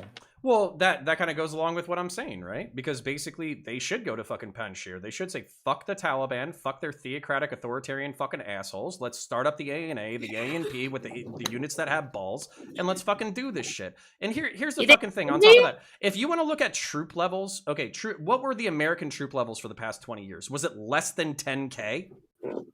Was it less than 15K for 20 fucking years? Look. In reality, the funniest fucking thing going on right now, because all you fuckers suck at memeing apparently, right? Like the funniest fucking thing going on right now is Dylan's reactions to y'all. Yeah. It is It's so hilarious. Listen, all I want is for Quentin Tarantino to make a movie about Connor and CTV going to Afghanistan to fight the Taliban. Xander Hall, what are you doing? What are you doing? What are you doing, Xander Hall? What are you doing? He's right. You're trying hard, but the reality is, right? That's the funniest fucking thing that's been happening is Dylan's reaction. Xander Hall getting shouted over by and trying to make a fucking meme only shows, right, that you don't understand the simple thing that has been misunderstood so far with regard to Afghanistan, which is tact, right? Tact. If you had simply waited until I got done, you would have been able to make your joke. You would have been on point and everybody would have laughed. But the reality is that you decided to power through. It's how you end up having a 20-year occupation in a fucking country with no politician ever considering the idea that maybe, just fucking maybe, right, if we were actually trying to bring peace to the Middle East, then the easiest fucking way to do that would be to make them a state, give them a voice in our representative government, and own the fucking land. Because if you do that, that allows American business to be able to come in. It allows American values to be able to come in. And the ideas of freedom that we are all so fucking outraged about, considering women are about to not be able to drive in Afghanistan, right? That's what's about to happen. Everybody's pissed off about it, but that's still where we're at, right? Okay, given that Afghanistan is not a 51st state and we probably can't make it one now, we're going to deal with refugees. I don't really know if they arrive in America, we're going to have some policy to suggest if they were really manly enough to fight back there, or we're going to fucking cup their balls and see like if they've got if they had the stones to stay or whatever, if they just left because they were a fucking pussy. I don't know. I'd maybe turn it around and say like a fear of refugees is one of the most fucking cowardly beta shit from like some of the richest and most powerful countries in the world. I'll give you one example. Reality, right? If their men didn't even feel like that they were fucking worth getting up and defending. I wasn't finished. Tact. Have you read the Constitution? Tact. I was going to finish and say, very untactful, from one intellectual powerhouse to another. I'll just give you one story about refugees, right? Greece, very small country, right? 1991, Iron Curtain falls. 2 million refugees enter a country of less than 10 million people. Most of those refugees were Muslim from Albania. Most were undocumented. They weren't legalized until the late 90s and the early 2000s. There was no damage to GDP, no increase in until crime. the currency completely crashed, right? I think it was what, Fact. 2000. Yeah, okay, I'm sorry. I'm sorry. I forgot to add the little Well, we just caveat got to there. make Yes. sure that we understand No, that we wait. all remember that Greece's GDP completely fucking dropped. That's all I'm Yeah, saying. so I will address that little caveat. Yes, if you bring in 2 million refugees, then potentially, due to a completely unrelated global economic crash that happens 20 years later, then your economy might crash, and then you might enter into an economic union with a country that doesn't let you devalue your currency. Can you prove to me that refugees caused the Greek economy to be where it is 20 years after they arrived? No. No, hold on. You asked a question, so shut the fuck up and wait for an answer. So, like, no, I can't do that. But what I can do, right, is point to the piss poor management that led to the decline of the fucking GDP. And then maybe, right, that same philosophical point was carried to 20 years fucking before that. I don't fucking know. Think about that for a minute. I'm glad you admitted you don't know that. microphone Okay, good. just So a you little can prove bit that further refugees away, caused the Greek economic crash 20 years later. Yes, Okay, ma'am. good. Okay, so Thanks, we're gonna go to Misty. Fawn, Shark, then Connor because Connor. Oh no, I already said it. It's fine. Then Shark, then Connor. Yeah, I mean, Loner, I think you're onto something. We could call it toxic masculinity. I just think it's toxic. I don't think that anybody has like an obligation to throw themselves into a meat grinder. The best thing a parent can do is to wish for for their parents for their children to have the best life possible. I don't think that you need to be strapping your 3 babies to your back and then go combat rolling into fighting the Taliban.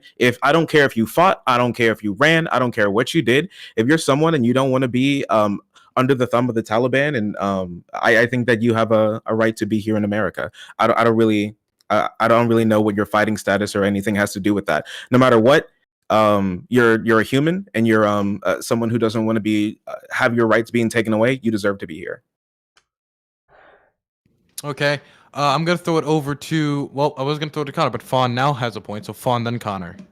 Just really quickly, I just want to point out also that other countries are taking refugees, specifically from Afghanistan. Like, I know that New Zealand is opening up for refugees currently. So, like, if that changes anything, don't worry that America is the only place that has to take on refugees. They won't be. No, it was specifically just to point out that Greece already had piss poor management. That was all it was. Right. Yeah, and Okay, so yeah, and Lithuania didn't take in any refugees, and their economy plummeted as well. I'm sorry, I didn't think I'd have to prepare for someone who I was saying I'm mentioning Greece. I'm like, nah, no one, no one will be. So much of a meme that there was a fucking Thor versus Zeus epic rap battle where they made that a part of the fucking line. That's how much of a meme it is. Okay. So eat your fucking cereal, right, and just shut the fuck up. All right. It's just that when I was talking about Greece, I was actually Jesus, and he like, kept going. Wait. CTV, you gotta give him time to respond. I was just thinking in my head, like, actually, CTV, you gotta think you've dropped a Thor versus Zeus rap battle. That's some high level ideas. He needs to get a big citation. Yeah, I just like when I was talking about Greece, I was like sitting in my head thinking, no one's actually going to try to blame an economic crash that happened 20 years after, mostly due to predatory lending practices from the EU, by the way. I thought no one's going to blame that on 2 million refugees that arrived 20 years later, but oh well. And then, What can you do? next thing you know, CTV, somebody's for the love aware of of God, can something, I and please then say there we something? go. Right? Then Okay. somebody's aware of something, and there we go. Anyway, Okay. Connor, go ahead. Okay. We're going to throw it to Connor. Someone's aware. Loner. Fuck. All right. I don't even think I've said the word refugee yet in this entire fucking conversation. The refugee fucking word and what we're gonna do is actually completely fucking separated from me. As a matter of fact, I would say there's plenty of veterans who have actually a very deep sympathy for translators, their families, pilots, their families, soldiers, their families. Like that, you know, there were, despite the ANA and the ANP being corrupt as fuck and logistic failures out the ass and a whole bunch of corrupt motherfuckers, there were a whole bunch of people who actually did have the balls to run around in soft armor and soft vehicles and take on the fucking Taliban. Those people's families should be able to come over here, and if those soldiers or airmen or whatever want to come over here, fine. What the fuck? But what I'm saying is, after just Googling it, literally 80% of the Afghan war, the United States had less than 20,000 troops in the nation of Afghanistan.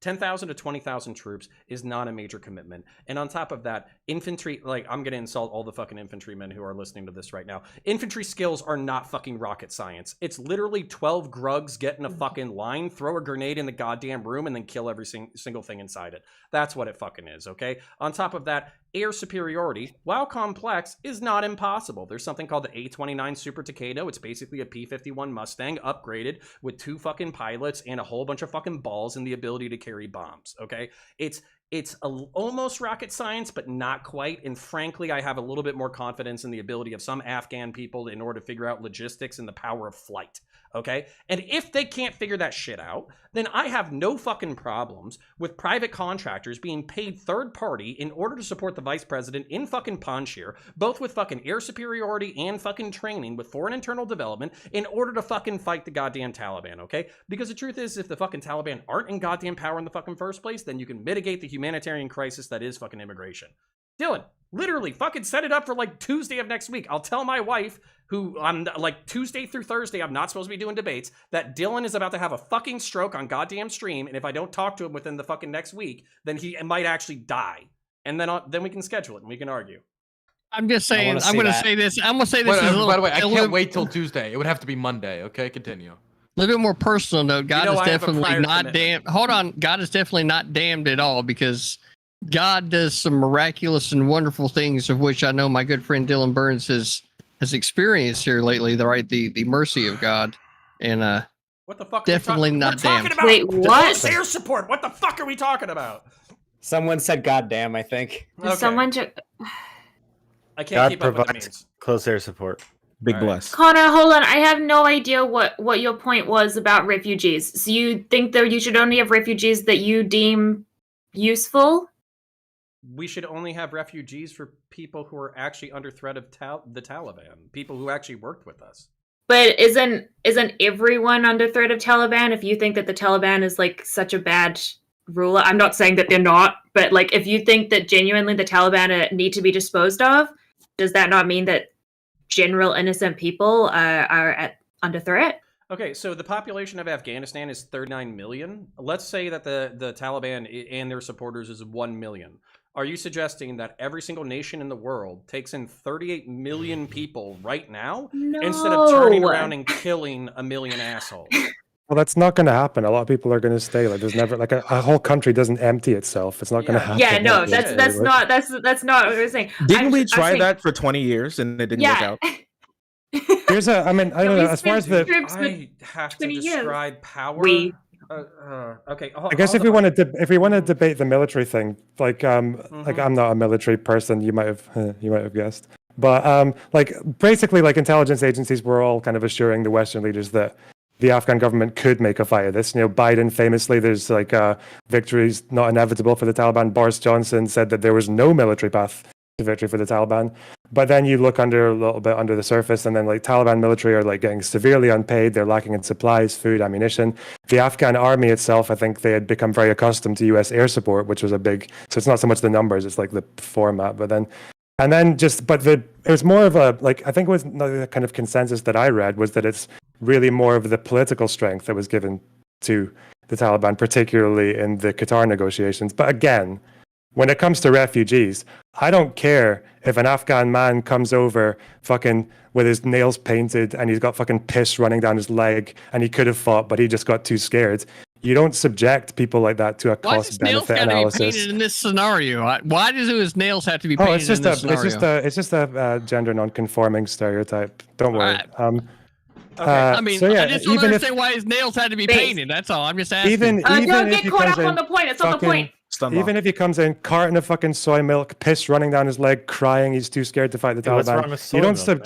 You don't subject them I mean, that just sounds more identifying to the left, if I'm being honest. Okay. Can we let him? Wait, we gotta let Loner Box. You don't finish, subject okay? them to a cost-benefit analysis. You don't weigh their balls. You respect them, and you basically just understand that, you know, like, if I wanted to call out hypocrisy, I would, but it's fallacious. But you could still say, like, when people who say that Islam is like is like at its root like extremist and oppressive to women and all that, and then you see the contrast of the amount of people who were willing to cling on to the wheel of a plane and die rather than live under the Taliban. Yeah, you respect that and you let them in.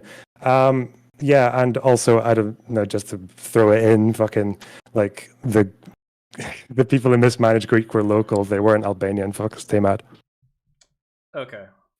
That I really feel like I needed to describe power for y'all, because this is actually the exact reason why I'm not a fucking anarchist at all. All right, so basically this is the way that it works. There's five tiers to Maslow's hierarchy of needs. I misapplied them all the time. The basic is basically, hold on, CTV, chill the fuck out. Bottom is basic physical needs. Second is security. Third is social. Fourth is fucking ambition. Fifth is like self-actualization. This is a psychological concept for why people do what they do when they do it. I basically use it to mass apply to society, and on top of that, security is one of the most important tiers, because if you don't have physical security or financial security, you don't have the ability to either enjoy your social relations or in order to build an economy. An economy is important. It's one of the things that then reinforces the security apparatus and all that kind of bullshit. Blah blah blah. Right? All right, so what we're fucking talking about, really what we failed in the past 20 years to do is provide Afghans with the basic fundamental necessities and the security necessary in order to develop an economy that's complex enough to support a functioning military. That was our failure. We made all of our investments in the second tier, the security tier, without investing almost anything into the first tier. We built a few like photo op fucking a few photo op schools for girls to go to school and shit, but we didn't give them fucking running water. We didn't give them reliable food. We didn't give them reliable home housing security and all that kind of shit. So basically what happened was, when a poor fucking Afghan soldier who's only making $20 a month when he's supposed to be making $100 a month because his fucking warlord is corrupt, when he gets an AK that's worth fucking $200 or whatever, he goes to the market and he sells it because he's either got to pay his bills or feed his family or whatever the fuck, right? That was our fault. We played into the corruption of the society that already existed, and on top of that, we dumped $50 billion a year for the past 20 years down that fucking sinkhole. But what I'm telling you is that you don't need 38 million fucking people to turn on 1 million people. What you need is 20,000 fucking hard infantry and air support. That's all you fucking need. And you can find 20,000 good soldiers in Afghanistan to kick some fucking ass. So you don't need to put 500,000, 2 million, 3 million fucking people on a goddamn plane. What you need to do is you need to subcontract out logistics. You need to build a base of uncorruptible support. You need to build a fucking 10,000 to 30,000 fucking person army of people who actually want to fight the Taliban. And then you just need to fucking kill them. And then you secure Afghanistan. But instead of it being 10,000 Americans securing the goddamn country, it's actually locals who have an investment, who care about the country and want it to succeed. Who is you in this situation? I think the United States of America could literally fucking fix this with, I don't know, $10 billion a year, $20 billion a year. But they we've just been trying to do that for the last 20 years. Yeah, we just spent like $2 trillion. Yeah, but you know what happened? Okay, you know what happens when what would be different if you were in charge? Well, we would have to have a different fucking president to be one, considering that they're ready to fucking announce them as recognized on the international fucking stage. CTV, please, before we lose the point, okay? No, what would be actually different is, instead of basically Afghan National Army and Afghan National Police always looking over their shoulder and saying, oh, I got an American behind me, so I'm going to go ahead and do work. They can look over their fucking shoulder and they can see that they got their own people over their fucking shoulder. They can have their own organic air. They can build their own competency. They can do their own military shit. That's the fucking difference, because this is like a kid riding a fucking bicycle without training wheels and fucking face planting into fucking cement. You don't put the training wheels back. Well, maybe you do put the training wheels back on, but you put the fucking training wheels back on. You tell them to get back on the fucking bike and it keeps going. I don't know. We weren't there. Connor, are you in favor of us going back and trying to do the right thing? No. What I am in support of is something called foreign internal defense. Basically, I think all of American foreign policy when it comes to the military can be done for 80% cheaper, because all we have to do is train organic forces and provide them air support. Invading countries and holding them with a few 100,000 Americans should be dead policy by now. That should not be a thing anymore. I don't know, man. It sounds like you're talking pretty confident about how easy the Taliban would be to fight. I think you just need to go in with 20 good men, and you can take the country by sunrise. You know, this is actually the great irony of this. 20 good men can train 20,000 good men, and this is literally the mission of the Green Berets. This is literally the mission of the Marine Corps. Foreign internal defense. It's a very fucking simple concept. Every single debate I get into, I tell people to fucking Google it. Why does America feel the need to get involved in everyone else's business? That's just me. I don't understand that. Well, we got fucking attacked. Sorry, hold on. I mean, like, no, Fawn, you asked a very simple fucking question, right? I am asking a very simple question. Right. It's a genuine question. I'm not. No, I'm with you, right? So when other countries in the world, like, let's take an example of the Balkans back in the 90s, right? Let's bring a little history to this. When everything was going on there, how long did it take for any of the European countries to do fuck all when it comes to the genocide that was happening there? They fucking didn't. Nothing happened until the United States went in and did something about it, right? So when other people are getting killed around the fucking world, everybody else will just turn a blind fucking eye to it and be like, well, that ain't our fucking problem, right? The United States is the only one that has been willing to stand up and say, hey, this is some fucked up shit and it shouldn't be fucking going on. Okay, no, that's not why. Why? Yeah, you're talking about fucking like. Okay. I'm sorry. Okay. These two are so funny. It's like a parent apologizing for their kid every time. Connor's just like, no, I'm sorry. I'm just. It's fine. I'm amused. See, I love CTV, but. No, that's not why. If you actually look at the entire roots of the global war on terror, basically what happened was we wanted oil. We went to Saudi Arabia and Iran.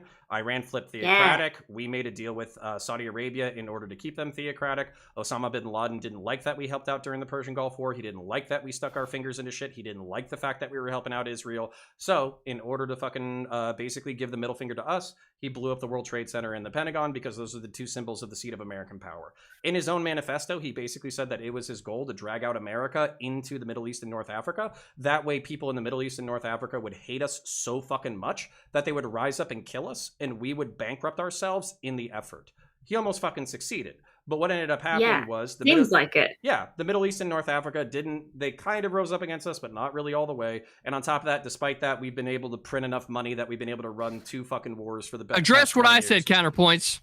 What? That we fight for freedom, truth, freedom in the American way? No, this is very idealistic. That we do what?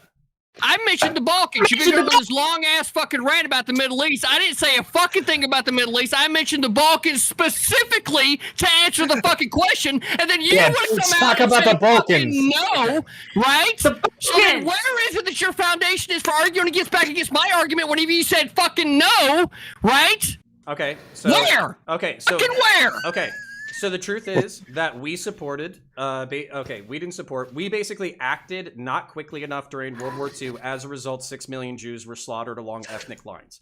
Since that happened in World War II, we've had a really bad distaste for ethnic genocides. Not enough to care about places that don't matter. For instance, Rwanda. We didn't care about the Hutus and Tutsis killing the fuck out of each other when we had the Why do you think they didn't matter? Because they didn't have resources that we gave a shit about and they weren't close enough to Europe. That's good. Yep. Yeah. So basically what happened in Kosovo and Bosnia and all that kind of stuff is there were 3 ethnic groups, one of them Muslim, one of them Serb, one of them Croat, 2 of them Christian, one of them Muslim. The Serbs basically want to maintain Yugoslavia. The Croats want to leave. They start a civil war, and then the Serbs decide, hey, we don't like the Muslims who infiltrated this area, so we're just going to start slaughtering them. Because it's close to Europe and because Europe feels guilty about the Holocaust, we intervene.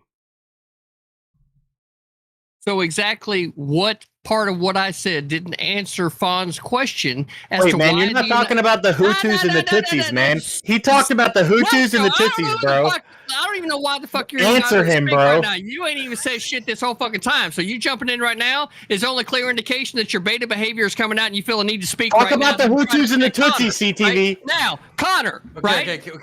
Can we please say? I do want to make sure that we talk about Afghanistan a good amount here. Oh, okay. I want to. Wait, so I Connor, have a take. I want to say. Xander, hold on. I'm not. We'll let CTV finish, and we'll go to you, Zan. I promise. I'm not going to. Yeah, exactly. Right. So Connor, right. Whenever you come off and you say no to begin with, and everything that you ended up saying only made my point to answer the question of why the United States gets involved in other parts of the world or why they care. It's actually the truest answer that's been given, and you saying no to begin with shows a clear misunderstanding of the question that was asked and then the answer that was given. Thank you. But you said that it was like for a good reason. Like, oh, America just can't stop. Okay, never mind. Nothing. I get it. You're right. You're right. Wonderful. Yeah, so I think us pulling out of Afghanistan and leaving all of those people there is tantamount to if America was just like, well, they kind of were just like, oh yeah, we don't care about what the Nazis are doing to the Jews in Europe in the 1940s. I think it's tantamount to that. We're leaving a lot of people there to die and suffer. Every woman in that country is going to be having their rights to go to school, own a business, work, all that stuff taken away. We're allowing a extremely authoritarian, reactionary regime to take control. And I think it's a shame that we've allowed politics in this country to get to the point where people are so overwhelmingly populist and anti-war that they just hear, oh, we've been in this place for too long, we need to get out of there, without really acknowledging like the logistics and what's really going on there. Because something that I realized very quickly before all of this went down, whenever I saw Dylan talking about it, whenever I talked about it, is a lot of people just thought we were just there because why not? They didn't know why we were there, and they didn't know what the consequences of us leaving were going to be. And I think it's a shame that people were so unaware of all of this right up until it was too late. Yeah, but okay, to complete your analogy, this would be like if the United States, let's say that like Nazi Germany, was basically, I don't know, oppressing the Jews or something like that, and we invaded in 1920, and we were like, hey, we're going to train up everybody in order to be able to create a new country, and we basically gave the Jews $50 billion a year in assistance and weapons and training and all that kind of stuff, and after 1945 we left, and then we said, hey, you need to fight for your fucking selves. That's more the metaphor that would be like if you were to complete this as a historical analogy, it's not that we didn't do nothing and we let these people get slaughtered. We paid $50 billion a year for 20 years, air support and military training and military equipment. So I don't think this analogy quite works. Well, all that what we did with work, does it, right? Like we could have, like, it doesn't really mean much if it didn't work out. If all these people are still going to either die or have their rights taken away or be, trying to escape the country. All that help doesn't really matter in the long run if that's how things turned out, right? We clearly didn't try hard enough. What we did there with with after Germany was one of the worst things you could have done, because what happened was after a bunch of the concentration camps were discovered and then they saw everything that happened and they filmed it and sent it back, then suddenly a bunch of the governments don't want that footage to be seen so quickly by the public because none of those countries wanted Jewish refugees. And then what you had was they didn't want people to rush to a British colony in Palestine for too suddenly, so they reopened the camps. That's what they did after the Second World War. Bergen-Belsen, the camp where Anne Frank died in, was reopened and Jews were put back into it. And then without being told why they were there, the same trains that used to take them to the death camps came up to take them just in little small amounts to Palestine. That was a fucking terrible solution. But when it comes to Afghanistan, fighting back has already started. I think there's already the son of a Northern Alliance person is leading resistance somewhere. This is already happening, but it is unlikely because Afghanistan is one of the most multicultural, diverse countries in the region, maybe even in the world. It's massively diverse, and then that's going to mean that it's going to be very difficult potentially for the Taliban to hold control. But then the best we can hope for there, with these big Stonesy Northern Alliance is just that we're going to have a civil war, and then you've got the Taliban next door to nuclear power. So can I hold you? Okay, wait. His name is Ahmad Massoud. He started the resistance in the Punjab region, and they've recently made gains today in the Baghlan province, moving into other provinces as they continue to advance. That doesn't me contributing. That's just me clarifying. Okay. And I was just going to finish off, if I can just put one more thing. But yeah, the point is, so basically, we're probably going to, if this goes the way we want it to, we're going to have a civil war. So, and again, no one's obligated to live in a civil war. They can claim asylum somewhere. Okay. You guys got to step up your game a little bit better. I mean, you knew this topic's been coming all week, and now you got Dylan chiming in to try to help clarify things for you. Your team needs to get some better fucking knowledge on your side. I'm just saying, you did it. You did it. He just named I've got the name in my notes. I didn't think it was important. Okay, Lonerbox. Okay, hold on. Can I throw it over to Zan though? I mean, Connor. We got. But I'm gonna fucking lose it. All right, I'll write it down. God damn it. Okay, write it down. Zam. Yeah, so earlier Connor was talking about like military tactics that could be used by the strong, still willing to fight men left in Afghanistan to try to fight against the Taliban. And frankly, I think the only way this conflict ends is if Afghanistan breaks up into possibly several other smaller countries. All of these people of all these different ethnic groups that haven't gotten along very well historically, now being in this one place and feeling as though they need to conquer this whole area. I don't know how that's going to last. I either think the Taliban is going to rule, or there's going to be small uprisings and rebellions all around. It might just end up being that some agreement is reached and the country breaks up. I'll defer to Dylan on if he thinks that's realistic, but that's what I thought might be an actual outcome that could occur. Okay, so I don't think that's likely. I mean, like, right. given the history of every other country that's ever had this happen, like that isn't a thing. Okay, so basically, before I fucking lose it, I just want to hold Loner Box. I want to hold you to some like intellectual consistency. Okay, just not you personally. Okay, just lefties in general. This could be a straw man if you wanted. Okay. Basically, you know, when we talk about like Western society, Western civilization, like all that kind of stuff, we always talk about like diversity is our strength. Oftentimes, I describe myself as a civic nationalist. I think there are some things that we have to have in order to unify us. Those things, for me personally, as an American, those are three principles: right to conscience, freedom of speech, limited government, and the right to self-defense. Those are the things that I think that we root our cultural foundation on, and then we can add in some other things later on. So my question is, what, like, can you answer for me, hopefully in a nuanced way, why, like, basically, you know, diversity, multi-linguistic, multi-ethnic fucking groups can't get along in the new Afghanistan in a fucking, you know, like a representative and negotiated and diplomatic way when we basically advocate for, you know, multiculturalism on the home front? Yeah, a few things, I guess. Maybe if we just discard the Afghanistan thing, because that like adds a lot more layers, but as for the evidence, basically, I guess for like, I don't know, maybe the elephant in the room is letting a bunch of Muslims come to the West or whatever. Like, yeah, well, at least what happens in the UK is we often hear that, like, first of all, multilingual. No, I think a country should have the same language. Fine.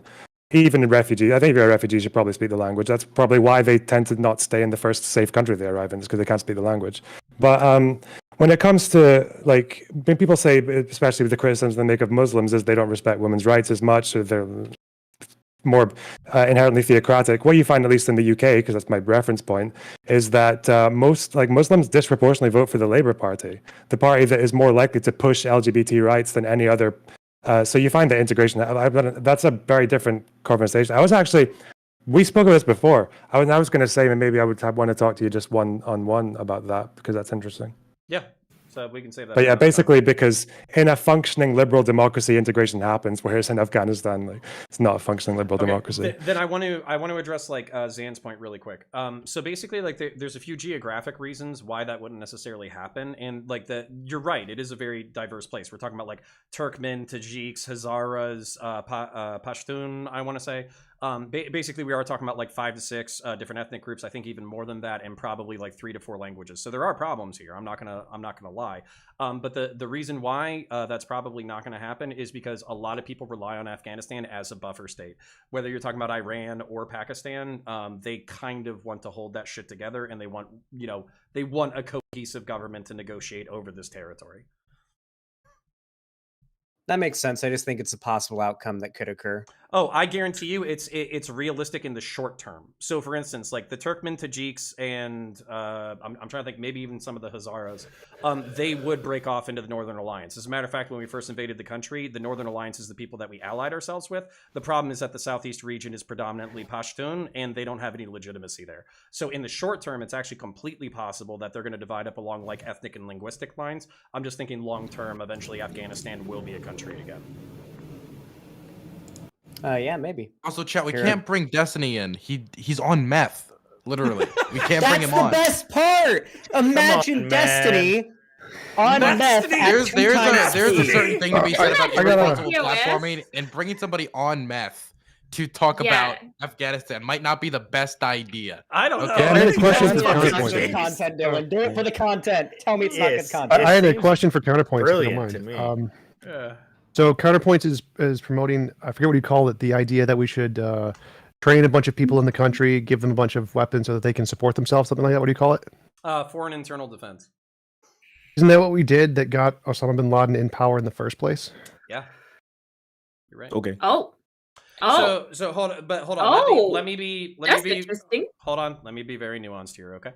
Okay. Wait. Sorry. I know this is a personal thing, but I just want to be able to say this. CM Punk just re-debuted for the first time in fucking forever with All Elite Wrestling. I'm sorry. I'm just saying that. That's super continue. cool. Hey, let's go. All right. So Methstiny is fucking base memes. And also addressing.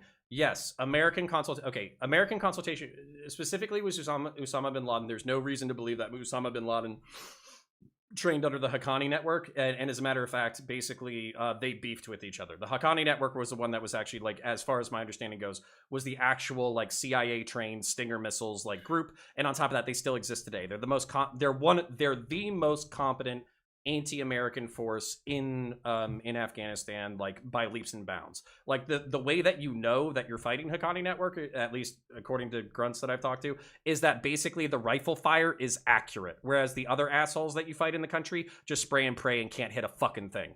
The reason why is because they were actually trained in order to use their weapons properly. There's a huge risk in training anybody properly. As a matter of fact, part of the reason why American forces got so butthurt and got so tired of training ANA and ANP in the first place is because, number one, they were corrupt as fuck. Number two, they stole their gear and sold it. Number three, oftentimes during training sessions, you can literally Google this, like it's called like I want to say it's called green on green, or green on blue. Fuck, I forget the fucking colors. But basically, like ANP and ANA would turn around and shoot their American trainers in the fucking back, so literally, and kill them. So that's where basically getting a core of competent people who are aligned with your interest.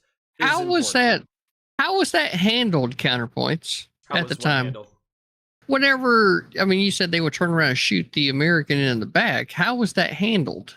We killed them back, and then we stopped training them as well. Okay. As long as there was a fucking guillotine involved, I'm good. Yeah. Actually, don't we take a lot of them prisoners of war, like if we can? Yeah. But again, like this pretty is fucking chill. Yeah, this is all logistics shit. But the point being that there are real problems with training people who are potential enemies to a competent level. Absolutely. So the solution here is like to pick the right group of people to train and gives gun to this time, even though in that country the same like underlying thing that made them sell their guns and not want to. That's not the solution. Have you not been listening? No, actually it is. So no, it's not the solution. CTV! Leave me alone! Fucking not the solution to pick one fucking group. Wait. Let's let Connor finish. Oh, right. Come on. CTV. Wait 1 second. All right, Shark. That's not the solution, though. But you'll be able to respond. That's wait. CTV. Do you disagree with Connor? I disagree with Shark. And Shark. Okay, then you will be able to respond. You'll be able to respond to that point. That's the point of the show. Okay. Jesus Christ. That's why I responded to Shark, not Counterpoints. Okay, I just want Connor to go and then you go because they're gonna make the same point. Okay, CTV. The reason why I haven't addressed your fucking state shit is because it's never gonna fucking happen. I don't give a fuck if every single American fucking wakes up tomorrow, reads like fucking 500-page treatises on the fucking origins of the Constitution and fucking legalism and shit, and all of us are like, hey, let's just turn the entire United States of America into the United States of the world under the American Constitution. It's not gonna fucking happen. So that's why I don't address that point. Almost done. Let me address Shark. So Shark, this is where I talk about power. This is the nature of all power. Basically, there is no world. The reason why I'm so hostile to gun control is because I don't believe in a world without violence. I don't believe in a world without power. I don't believe in a world without a state. The only thing that you can do is you can balance power against power. You can regulate power, and that's all you can fucking do. So when you're like, hey, maybe we'll train the right people this time, fucking maybe. I don't fucking know. But that's your history, fucking baby. problem right there, Connor.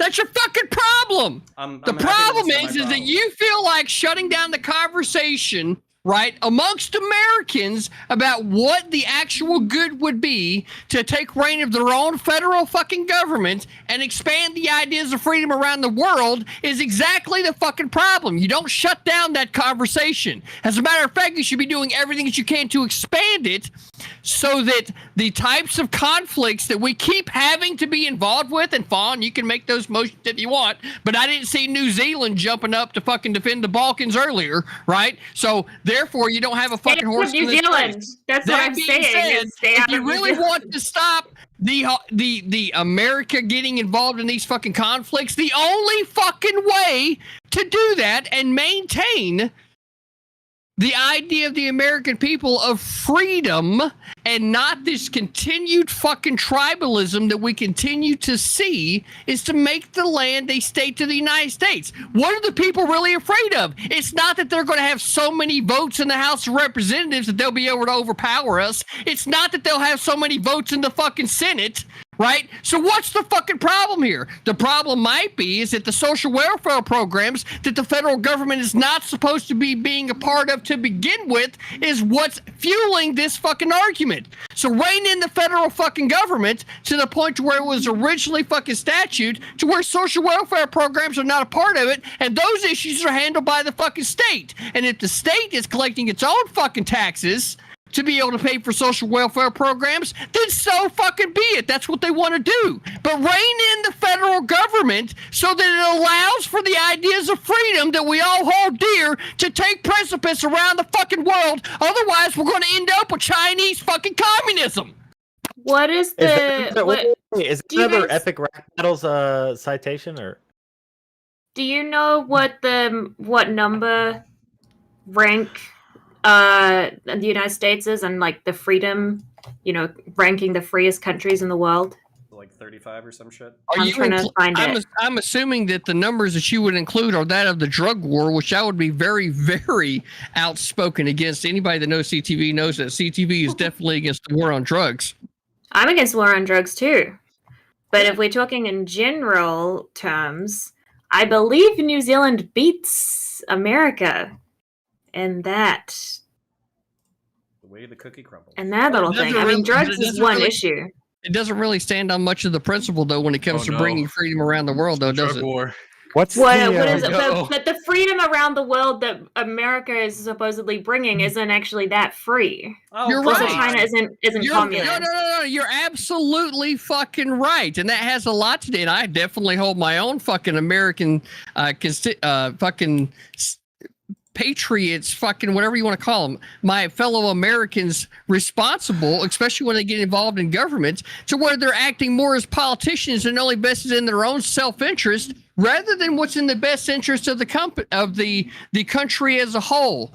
Right? That's where I fucking stand, and that's where I stand every fucking time, right? It shouldn't matter the fucking party, whether it's Democrat or Republican. It should only matter what's best for the fucking country as a whole, not just one fucking part of it where you want to say, oh, well, this is bad for this community, or segregate the entire population into X number of fucking communities as it is, instead of uniting underneath the one American population. So I got a question for CTV. I want to throw this heat jump before we probably move on. So CTV seems to think it's a good idea to just make every place a state. So he essentially just wants to conquer the world. And you think making states is a good thing? By votes. As long as you're clear, T-Jump, by vote. Well, not by votes. Voting by the American people? Yeah. So are we voting to take over other countries? Contractual agreements are reached, right? By the voting party to be a part of, and then the voting party to be accepted by, right? That's how these things work. So we're going to ask the Afghani people if they want to be a state in America. What's the polling in Afghanistan for whether or not they should be a state of the United States of America? An epic rap battle hasn't come out yet. You'll have to wait. There's no polling. Isn't New Zealand still locked down for COVID too, by the way? What? Well, but that's we just what entered a lockdown, yes. Okay. But we have not been in lockdown for a very long time. Yeah, well, Florida didn't, right? So there goes your idea of freedom. Well, CTV, you seem to be avoiding my question. I don't want to talk about I'm COVID sorry, right now. found I can personal argue interest that. in Wait. Okay. This is getting a little off the rails. We're gonna let CTV. I want him to respond to T-Jump's question. Then we're gonna throw it to Zan. They're probably gonna wrap up the topic. Shark, you haven't talked much to this topic. If you want some time to talk as well, you can throw it over to you. But T-Jump. Yeah, so CTV, you keep advocating for this. America makes every place a state, and so you're under the impression this would be a good thing if we just started conquering every place through voting, essentially, and just adding as many states as we could. You think this is a good idea? I mean, if overall? you think the idea of two mutual parties agreeing to the agreement of being a state to the United States, which is in fact our federal government, then sure, we'll call it a conquer if you want, right? But considering the two parties that would be entering into a free agreement, right? I wouldn't call it a conquer myself. But if the American people are ever going to get to the point to where they're like, hey, we don't want women being raped, women not being able to vote, women not being able to drive a fucking car, women not being able to just walk down the street without wearing something that covers their fucking face. And they live in a society to where there are police that enforce the fucking law and it's not fucking mob rule or gang fucking rule. Then we need to be taking a real look, especially in these parts of the country or the parts of the world, rather, right, that allow these things to happen and where we would choose to be involved, that we do so the right way instead of allowing politicians to get us involved in these quasi fucking nation building fucking bullshit that cost however many billions of fucking dollars to taxpayers, and then we're all set here left with the fucking bill. So my question here is that if we're advocating for making them states, doesn't that mean we're also obligated to give them, I don't know, food stamps, water, which health is insurance? exactly what I said earlier. I'm glad that you were listening, that the American people need to start taking a real look at how our federal government is structured with regard to social welfare. If the states want to employ social welfare, then the states can collect taxes to employ social welfare. But as far as the federal government is concerned, it was nowhere laid out in our Constitution that that was the responsibility of the federal government. Yeah, but these places are poor, so they can't afford to do that yet. So are we going to subsidize them to try and help them to get them to the point where they can do that? Are we going to give them these things? Okay, no. You're going to fuck up. encourage CTV! business to be able to come in there and to be able to rise up these people through small fucking business. CTV. That's how you're going to do that. Stop. Holy fucking shit. T-Jump. Stop. Holy fuck. All right. CTV. If you want to talk about fucking turning foreign countries into fucking states and shit, we can do that. But can we? You're at like a fucking 11 and a half. And I went to go pee.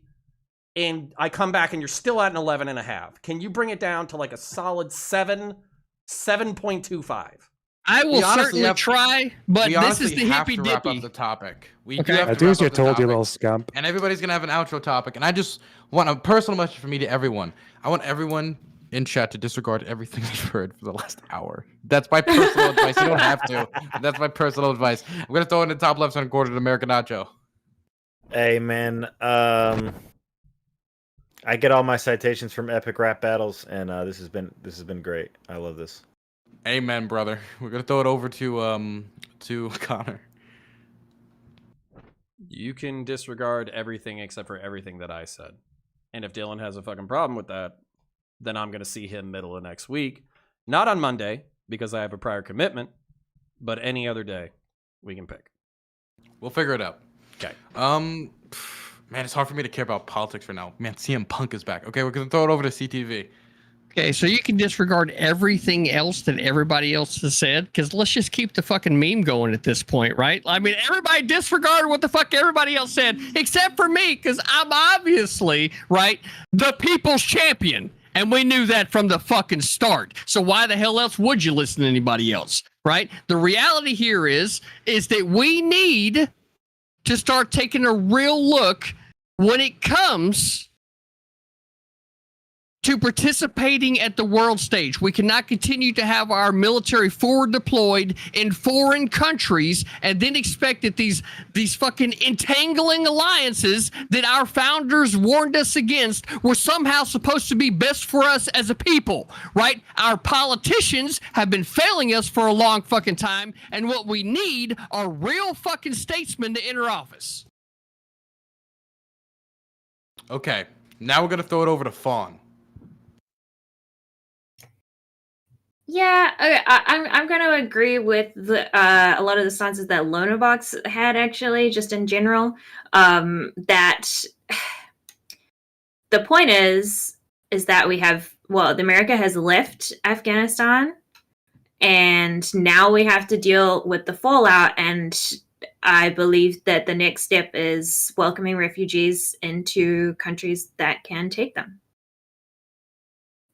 Dylan's not back, but I'm gonna pass it over to Lodabox. Yo. Yeah, I'll just take it over. Yeah, fucking. Oh god, I thought I'd prepared a little bit for this, and then we have to discuss the concept of making Afghanistan a state of the United States. Stay out of New Zealand, by the way. Stay out of Scotland as well. But yeah, fucking, like, I don't know, like more than half of people in Afghanistan live on less than $1.90 a day. So you especially making it a state with no like welfare or no Marshall Plan. Fucking hell. But we know what happens when we try to get involved. Like, Afghanistan was once one of the most secular Muslim countries in the world. And like, you can see if you've seen the photos in the 1950s of the women in skirts going over to study at college and everything, like, there was a trajectory there. They had a very pro-Western king, an independent leftist government that was independent of the Soviet Union. That process was, after all, interrupted first by the Soviet Union, then by the Taliban, who were, of course, funded by the United States.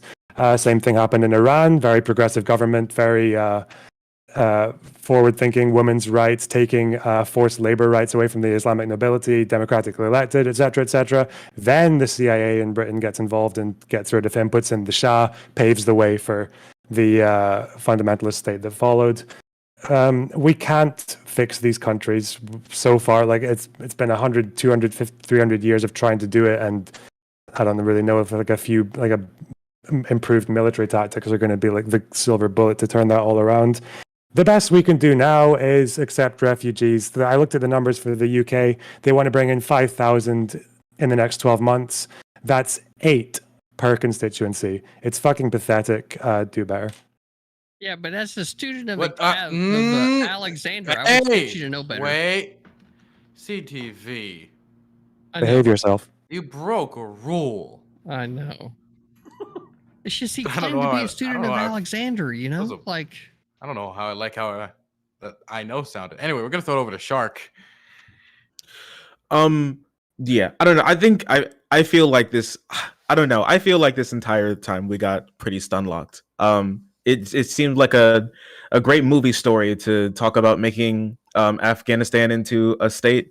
It seemed like a fun movie story to talk about giving 20 guys a couple guns and send them back on their way. Like, I don't know.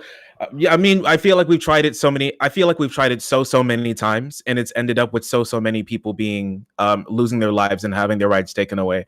At this point, like, I still am going to stick by that. One of the most fruitful things that we could possibly do is talk about as many people that we can take back, supporting all the people who helped us, and supporting the families who did and who didn't. They don't deserve to live in that country in that way. They don't deserve to have their rights taken away or be killed. I think that we should be taking in as many as humanly possible and be pushing our sister nations to be doing the same. Okay, now I'm going to throw it over to T-Jump. Yeah, I think it's a really hard issue. I'm not really a fan of conquering and making everybody a state. Not a great idea. And I mean, I think Counterpoints has a realistic suggestion that we technically use, but it has some pretty huge faults because every time we seem to do it, it leads to terrorist organizations taking over a country. I think that actually taking a more serious military campaign that has with a goal of like working with everyone to actually build up a country and in every ways, economically and with a military and with political and religious connections, would be a better strategy if we were going to do it. But at the same time, I think it's usually a good idea to focus here at home and try to fix our problems first. And once we get that sorted out, then we can start trying to help the other countries figure stuff out. Xander Hall, you better send me that meme immediately. And we're moving over to Xander. Oh yeah, I got lots of memes for you. People have been making them. I'll keep them coming too. Yeah, so this is a topic that just kind of depresses the shit out of me, because there was really no outcome here that didn't result in either politicians currently in charge, notably Biden, getting a ton of shit, and probably rightfully so to a degree, for staying and us prolonging our occupation there, or us leaving and more or less allowing the Taliban to take over. We had a pretty good idea that they'd take over. They just took over a lot quicker than we thought. There was really no good solution here. And it's sad. I mean, that's really all there can be said about it. I don't know what we can do from here as Twitch streamers or as a country, considering we seem to want nothing to do with anything in Afghanistan anymore, other than taking it refugees. That's anyone here who's against that. I mean, I disagree, but I mean, these people were living underneath our occupation for 20 years, and now we're just ditching them. Kind of feel shitty if we're not going to take them in. Okay. Sorry, I just want to say to chat, hey, any donations and subs and everything would be appreciated. I missed CM Punk debuting after 2,766 days. Yes, I counted. Since his last appearance, it's obvious that everybody knows what Friday night fucking means. Friday night means the hippy dippy fucking podcast. You know that, right? So if you're not already followed, and if you're not already fucking subscribed, then you should be to DylanBurnsTV, right? And if you feel so inclined, right, make your way over to Critically Thinking Veteran, where I facilitate the wolf pack. Now, if you wouldn't mind, Dylan, for a moment, every single response seemed to respond to me. So if you wouldn't mind just this brief moment. Okay, CTV, during the intro of the next topic, you can respond to this topic. That happens. Well, I would like to be able to start the next topic off fresh. That well, way I'll let you start it, but can I finish my promo? Okay. Thank you, CTV, for allowing me to run my show. So everybody, I would appreciate any donations, subs, or anything you could throw at the channel. It really helped the channel out. It would allow me to produce more panels, more content, more everything that you guys come here to view. I'd appreciate that. I also want to buy a CM Punk t-shirt. Okay, so we're going to start the next topic. And the next topic has to do with trans-inclusive education in a bill that was passed in Scotland. We're doing international news. Wow. We're doing a story that's not in the United States, but has implications for the United States. So let me just read a little bit of the article since it's international news. Nobody cares. So I'm going to read a little bit about this legislation for everybody in chat, so they're on the same page as all these wonderful people who were given the article beforehand. And for all the people who are on this panel who didn't read and pretended to read and just didn't tell me. I know who you are. So I'm going to read this quick. There's a few lines here. In a 70-page document, Education Secretary, Scotland name, has set out how schools should respond to transgender pupils and ensure they are safe and included in and out of the classroom. The recommendations include not forcing a transgender pupil to use a specific toilet, trying to make social distancing events less gender specific, and using the name and pronouns requested by the child. It also provides guidance on how to identify and tackle transphobic bullying and suggests that primary school teachers should use books and resources which challenge gender stereotypes and include transgender people. The guidance also explains that teachers should not tell children who say they are transgender that it's just a phase, and add, if a young person comes out to you, it's also important not to deny their identity or overly question their understanding of their gender identity.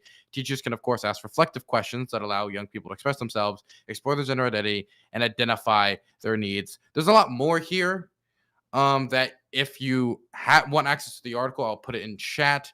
And for those in the discussion, of course, you had time to read it beforehand.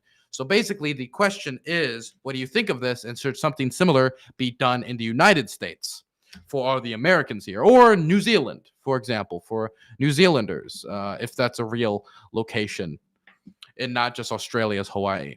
Okay, so we're going to throw it around the room. I'm going to start with CTV as requested, then Loner because he's Scottish. Well, I think that it is very clear at this moment especially from the last topic, that the left is rank with fear. They allow fear to overtake every single one of their actions to the degree that they would shy away from the idea of bringing in other nations around the world, which is why I say that they are absolutely useless when it comes to any kind of advocation. They would allow fear to take over their entire fucking being, right? Unless, and surprise, surprise, it's an issue that comes to sex, just like the first topic, right? This issue in Scotland, I think, has a lot to do with the left's perceived mentality of sexuality, right? You have administrators of the law attempting to take away the rights of parents in schools from deciding what is right for their child. Now, once a person reaches the age of adulthood, they can decide what is right for themselves.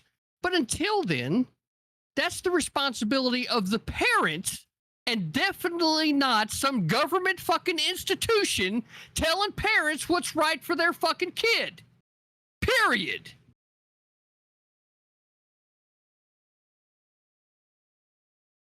Can I go? Okay, we're gonna now throw it over to Lonerbox, who is the we're gonna throw it to him because he's Scottish. Fuck, I'm sorry. No, my fucking sound keeps cutting out. Was it my go or? Yes. No, the other Scottish person on the panel. Penis. Yeah, sorry. Yeah, Mic fuck. check. Okay. Just I guess for some as far as reading the article goes, first of all, I'm not scared of turning Afghanistan to a state. I don't know. It's just stupid. But yeah, like when it comes to the trans thing, like we already exclude parents from decisions that children make already. Like we do that with if a kid comes out as gay and they know the teacher knows that their kid is coming from an abusive or homophobic household, it's actually legally questionable for them to tell the parent because they'd be putting the child at risk of harm. It's the same with the trans thing. In the legislation, or not, it's not in legislation, it's guidelines. In the guidelines, one of the things that is actually most encouraged is getting the parents involved in the conversation as quickly as possible. It's just the fact that they're not obligated to tell the parents if they think a child asking to change their pronouns at home might result in them getting harmed by their parents. So also, I don't know, like I noticed this happen when it went on Twitter as well. If a child asking to change their pronouns makes you think about sex, you mentioned sex, that's probably a you problem. I'll just leave it there for now. Okay. I'm going to now throw it to Xander Hall. Oh, yippee. Yeah, this entire change up in how schooling is going to be done is just helping mold people's education around what's accurate. It has been found that trans people are valid. This is just a scientific fact. It is true. Their identities are valid. Sex and gender are not the same thing. Transitioning helps trans people. Accepting trans people helps trans people, and it doesn't hurt anybody else, okay? Sex and gender, not the same thing. These are things that are going to be taught. It's just accurate. I don't think that they're taking away the ability for parents to teach their kids what they want to. I just think that just because a family may think the earth is flat doesn't mean that family has the right to demand the school teach that to everybody, okay? It's the school's job to teach what is correct, and trans people are valid. That is simply just factually correct. Okay, we're going to now throw it over to T-Jump. Yeah, I think that there definitely isn't enough research to know that if what kids are feeling actually corresponds to reality or if it's just a phase due to psychological disposition. So I don't think there's any evidence that kids can actually have trans identities and have it be legitimate. Yes, and so I don't think it's... Zant, let me be clear. So you can no. you can go back and forth later, Zant, but during this period, people just say what they think. So because their identities are still developing, there is no such thing as a defined identity in that way. It's just not a thing. That's why kids aren't allowed to make decisions. That's why they don't have the ability to vote or do drugs. They don't have the intellectual capability to consent to those things. And so it's purely kind of just made up by psychological studies. It's not a real thing at all. There's no actual evidence to support it. And so, but I don't think we should like force people to accept identities. It's not really a reason to do anything. Like treat them as a human being for sure. Forcing people to accept what you say, not so much. I think we should definitely keep the politics out of the classroom as much as possible in those contexts.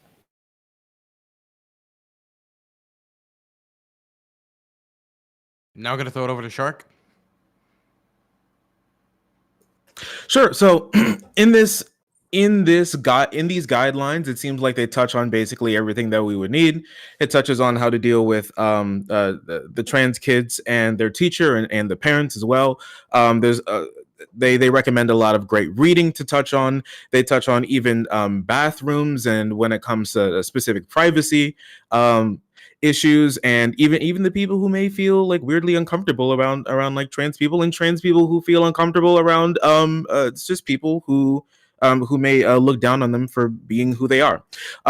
They go over so many great things, and this is, I think, an exemplary model for how we should move forward into the future on how we should be taking care of trans kids, taking care of the parent, teacher, and child to teacher relationships in almost every way that I can think of. Obviously, there's nothing that's basically perfect. Obviously, there's things that can be touched on there, but they seem to have really listened and to really care about these kids a lot more than we do when we have so many states passing laws to try to basically try to erase trans people's identities and stop doctors and parents and children from being able to make the decisions that they think is going to make them the healthiest. Yeah, but the reality of the situation is What the that- fuck? CTV. Shut the fuck up. Oh, Fawn. my bad. My bad.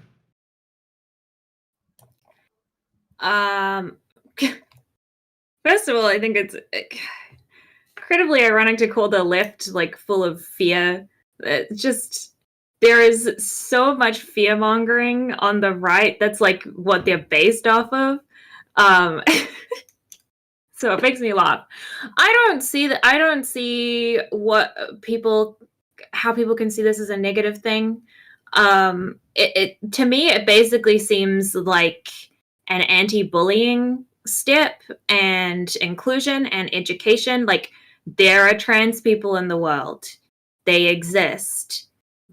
I don't think it's a good idea to just pretend like they don't exist, so there should be no education about it.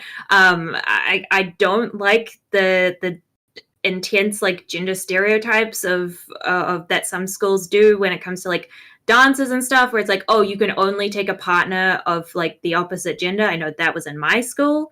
You couldn't bring a partner to like basically our version of prom who was like not the opposite gender to you. And yeah, it's basically like anti-bullying. Is like a lot of kids who are gay or trans or just different and might still be dealing with their identities because they're kids, they're still trying to figure it out. They do get bullied. And I think that trying to get teachers on side to understand when that happens and what to do about it is a good thing. I don't think it's like forcing them to do anything. It's just like, hey, that's not very nice. It's teaching teachers language that might be harmful in their classrooms that they might not have fully understood before. And yeah, I don't understand how it's a bad thing. Okay, next we're gonna throw it over to Nacho. Yeah. So, as someone who's like been in the school system has had to deal with some of this stuff, as well as like, I don't know, something that you just said. You guys weren't able to like bring someone of the opposite gender. That's like really strange to me because I grew up in a pretty red state, and like that. I mean, maybe it was just that was when the times were changing, but it didn't really matter for my school. So I don't know if it's like some examples or something, but it's hard for me because like so I've been in I come and help my school teach band every year, so I like teach music to the kids, to the low brass section, and I've had to deal with kids that are like transitioning, and then like I've even seen kids go like I'm trans, I like call me this name and do like she her, or like vice versa, like he him, and then go back like in the next like year or two.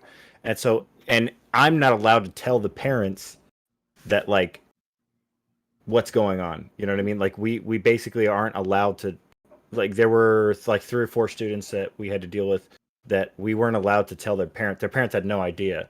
So when they went home and their parents picked them up, like their parents are calling them one name and like we're calling them a different. So we have to like be careful, because when we're like saying bye to them, we have to be like, bye, like you, and not like leak to their parents, because we don't want to like rat on them. So it puts educators in a really like precarious position, I think, to not be able to tell parents. And I don't know if this is part of this. To be honest, I didn't get a chance to read all of this, but I'm also not 100% against like having a safe space, or having a like students be able to go to like a counselor, or be able to go to somewhere where they can be like accepted or something. So this is a really tough one for me, I think. Okay, now we're going to throw it over to Connor. All right. So I have a lot of right-wing chud sympathies, but I'm not religious. So it's actually pretty easy for me to follow kind of where science goes. It seems like trans folk are real, non-binary folk are real. There's a decent amount of evidence to support all this kind of stuff. And on top of that, there's some stuff that we'll get into the general with that I think is important. So hopefully we can all be chill and actually have a really good conversation about it. I think the problem is going to be balancing the needs and desires of multiple invested parties who all have certain rights. What I mean by that is the religious rights of families, basically parents who are either Muslim or Christian who don't believe in the LGBTQ existence, I guess, along with the right of the child to self-express, along with the right of the school to focus on education. One of the things that I heard that I would reject is that you don't want to politicize school. Schools are inherently political. By that, I mean that we are necessarily educating the next generation on how to conduct themselves in society and giving them the skills in order to survive in that society. Whether you want a more conservative education program or a more liberal or progressive education program is inherently political. Unfortunately, I feel like the right has ceded a lot of ground to the left when it comes to education. And that's unfortunate, particularly when it comes to economics, personal virtues, all that kind of stuff. I think there's plenty to be talked about, but you also have to understand that we live in a liberal democratic society and we're not all the same, and different people have different goals and different needs. So I'm happy to get into it in the open. Hopefully that wasn't too vague, but looking forward to it. Okay, now the discussion is open. I did try to book some trans creators for this event, but the scheduling mixed up and we weren't able to make that happen.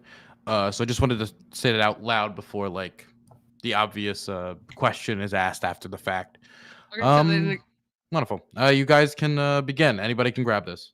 Okay, so then the reality here is from the start, right? Especially when I already laid out that the left wants to argue from sex from the start, right? This is the question that I have for the left, right?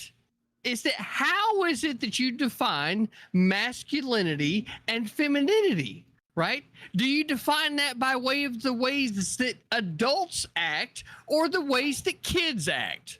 Well, obviously the answer is by the way of adults because you have a lot more experience with it. Sure. So why is it that you would think that your job is to radically force this ideology upon children who are still new to the world and trying to figure it out for themselves? I'll answer your question if you don't mind. So loner than Fawn, would that be possible, Fawn? Yeah, no problem. So the thing you, CTV and T-Jump both mentioned, like gender ideology and the imposition of it, like whether you actually kind of said it yourself, whether you like it or not, like gender ideology exists in schools. I grew up in the 90s and my school was a fucking abuse factory of gender ideology. The guys are all practicing one-upmanship. The fucking women have been pressured to be like a fucking sex queen from the age of like 11 to like 111. There's a fat girl who hates herself. She's really jealous of the skinny girl next to her who secretly has an eating disorder. There's one fucking nerdy. Wait. There's one fucking nerdy kid who's fantasizing about shooting the place up because they lost a fight 3 years ago and they couldn't handle the humiliation. There's a trans kid who's too scared to come out at all because the only representation they have is like the bad guy and girl in Ace Ventura, right? So yeah, gender ideology always exists. It's just leading to the second point. T-jump, I'm not finished. What you just named was wait, sex come on, and not come gender. on. CTV. He's got to be I truthful. wanna no. Dylan. Let's see. And I Well, just you get like can a then- recording you of can fucking expose Fred his Durst lies yodeling right in my after. ear instead. We gotta let him finish. I'm not gonna say it again. Loner. You have a very impressive falsetto, but it's very tiring. But yeah, treat them like a human, T-jump. That was the second thing. Well, yeah, that's the point. The function of the education system is to give kids the best educational experience they can possibly have. And study after study shows that when trans youths get their identities affirmed, i.e. their pronouns accepted, pronouns are not permanent, they don't have to be. But the result is they experience significantly higher rates of life satisfaction, higher self-esteem, they more likely to say their mental health is good or excellent, less likely to suffer depression, less likely to face housing problems. Like half of trans youths who don't have support from their parents have housing problems when they're still children. Another interesting stat was when they had their identities validated, their pronouns, 4% attempted suicide compared to 50% when they didn't have that support. This is a massive shift, and there's no evidence that it hurts cis kids. And I guess I mean, as far as treat them like a human, T-jump, maybe I'll just ask you specifically, what exactly is the problem there? It's the amount of work. So if you're asking, I have to cater to remember everything they say on a whim. And if I don't happen to remember the correct pronoun, I get convicted or lambasted because I didn't take the time to actually remember what they said. That's the problem. Please let me in. Is that So the not guideline says, treating all them right, like a first of all, person? You gotta let Loner respond. There was a question from Loner. First of all, I misgender people all the time by mistake. I have a partner who I misgender all the time because they're agender. Like, good, fuck it. You apologize and you move on. The guidelines incidentally say exactly the same. I just want to know that before you The can you guidelines. cite sources. Yes, I can. The guidelines incidentally say exactly the same thing. They say if you misgender, move on. I don't know if there's like a slippery slope fallacy going on here that some little whippersnapper is going to change their pronouns every 8 minutes and the teacher's going to fucking get fired because they fucked up. Like, it's not that. They have a conversation. Sorry, she, her, not he, him. Okay, fine. Might fuck up a couple of times, but we'll get used to it.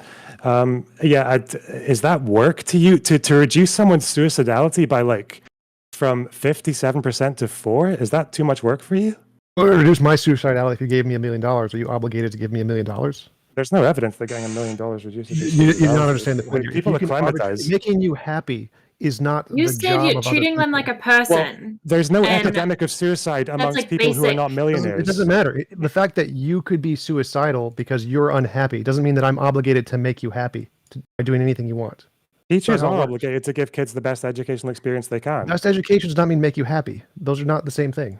But you get educated better if you're happy. Like if your mental health is fucked, That's you nice. get a worse don't give education. Kids candy and ice cream every day. Like we could So the make kids trade-off. happier, yes. Okay. So the trade-off isn't worth it. Forcing people to have to do all of the Not work forcing, to make it's someone else just- happy. Yeah, forcing by law. That's what laws do. So yeah, It's like not a you're law, it's a not guideline. obligated. It's a law. That's what we're talking about. A law being passed. Let me in. So the pronouns, it's just not worth. It's not worth the gains. Infringing Like, on it's- other people's rights and forcing them to do things that they shouldn't be forced to do. No, you should not do that to make people happy. That's bad. Is letting a group increase its suicidality by that amount not an infringement of human rights? Are trans No, rights because- trans rights not human rights? Again, suicidality here is irrelevant because if other people doing things that make you happy makes you less suicidal, isn't a problem because they aren't obligated to do so. Whether or not that increases your suicidality is irrelevant. The question is should they be obligated to have to do whatever you're saying or not? And the answer is no, regardless of what the impact it has on you. Like if somebody would be less suicidal if I gave them all of my money, I'm not obligated to give them all of my money, regardless of how much more or less suicidal they are. We're talking So the about amount of basic suicidality respect, is irrelevant. though. If a teacher Like just the wants to call their basis- like, Can I please get in? Can I please respond? Oh, okay, I want Loner to be able to finish that point they were making. Then we're going to go around the room to everybody else who wants to talk and hasn't talked yet, like Zan and Fawn, etc. I mean, if a teacher wants to fucking Connor, call what are their you doing? kids like, I was pointing at Fawn because she said she was next after Loner, dude. Just Okay. trying to be polite. Got it. Thanks, Sorry, Bestie. it was going to be Loner, Fawn, then Zan. Sorry, I forgot about the order. I don't know, if a teacher like wants to fucking bully their kids and like humiliate them or call them shits and all that, like because it just suits them. We already have laws It's against okay that. to it's okay to exactly because those things are not beneficial to the educational health of the child. They make things worse. Misgendering Yes, children calling you he deliberately, instead of she and trying to memorize that is not bullying. but it makes things worse. It is bullying. It makes things No, worse for them. bullying is like deliberately being mean to someone. If you're not deliberately being mean to someone, Yeah, by, there's already by laws against that. deliberately not saying their correct pronouns. Yes, so by deliberately being an asshole is bad. We already have laws against that. Is calling someone names bullying then? Like consistently. Yes. A teacher constantly calls them names. What's the difference If it's between intentional, yes. If it's not intentional, no. If, like, yeah, if and they the don't consider it a misgendering if name, it's intentional. And no, the it's misgendering not. if it's intentional. No. So like Why? I don't consider he an insult. So if I call someone he, I'm not like insulting someone. Whether they interpret it as an insult is irrelevant. Okay, the teacher doesn't consider little shit an insult. Okay, well then we Yeah. already have laws against that. So Are you he signing he those- objectively. No. I'm Well, saying wait, you- no, you- wait. No, Us look, already look, having a law. You said you were going to cite sources.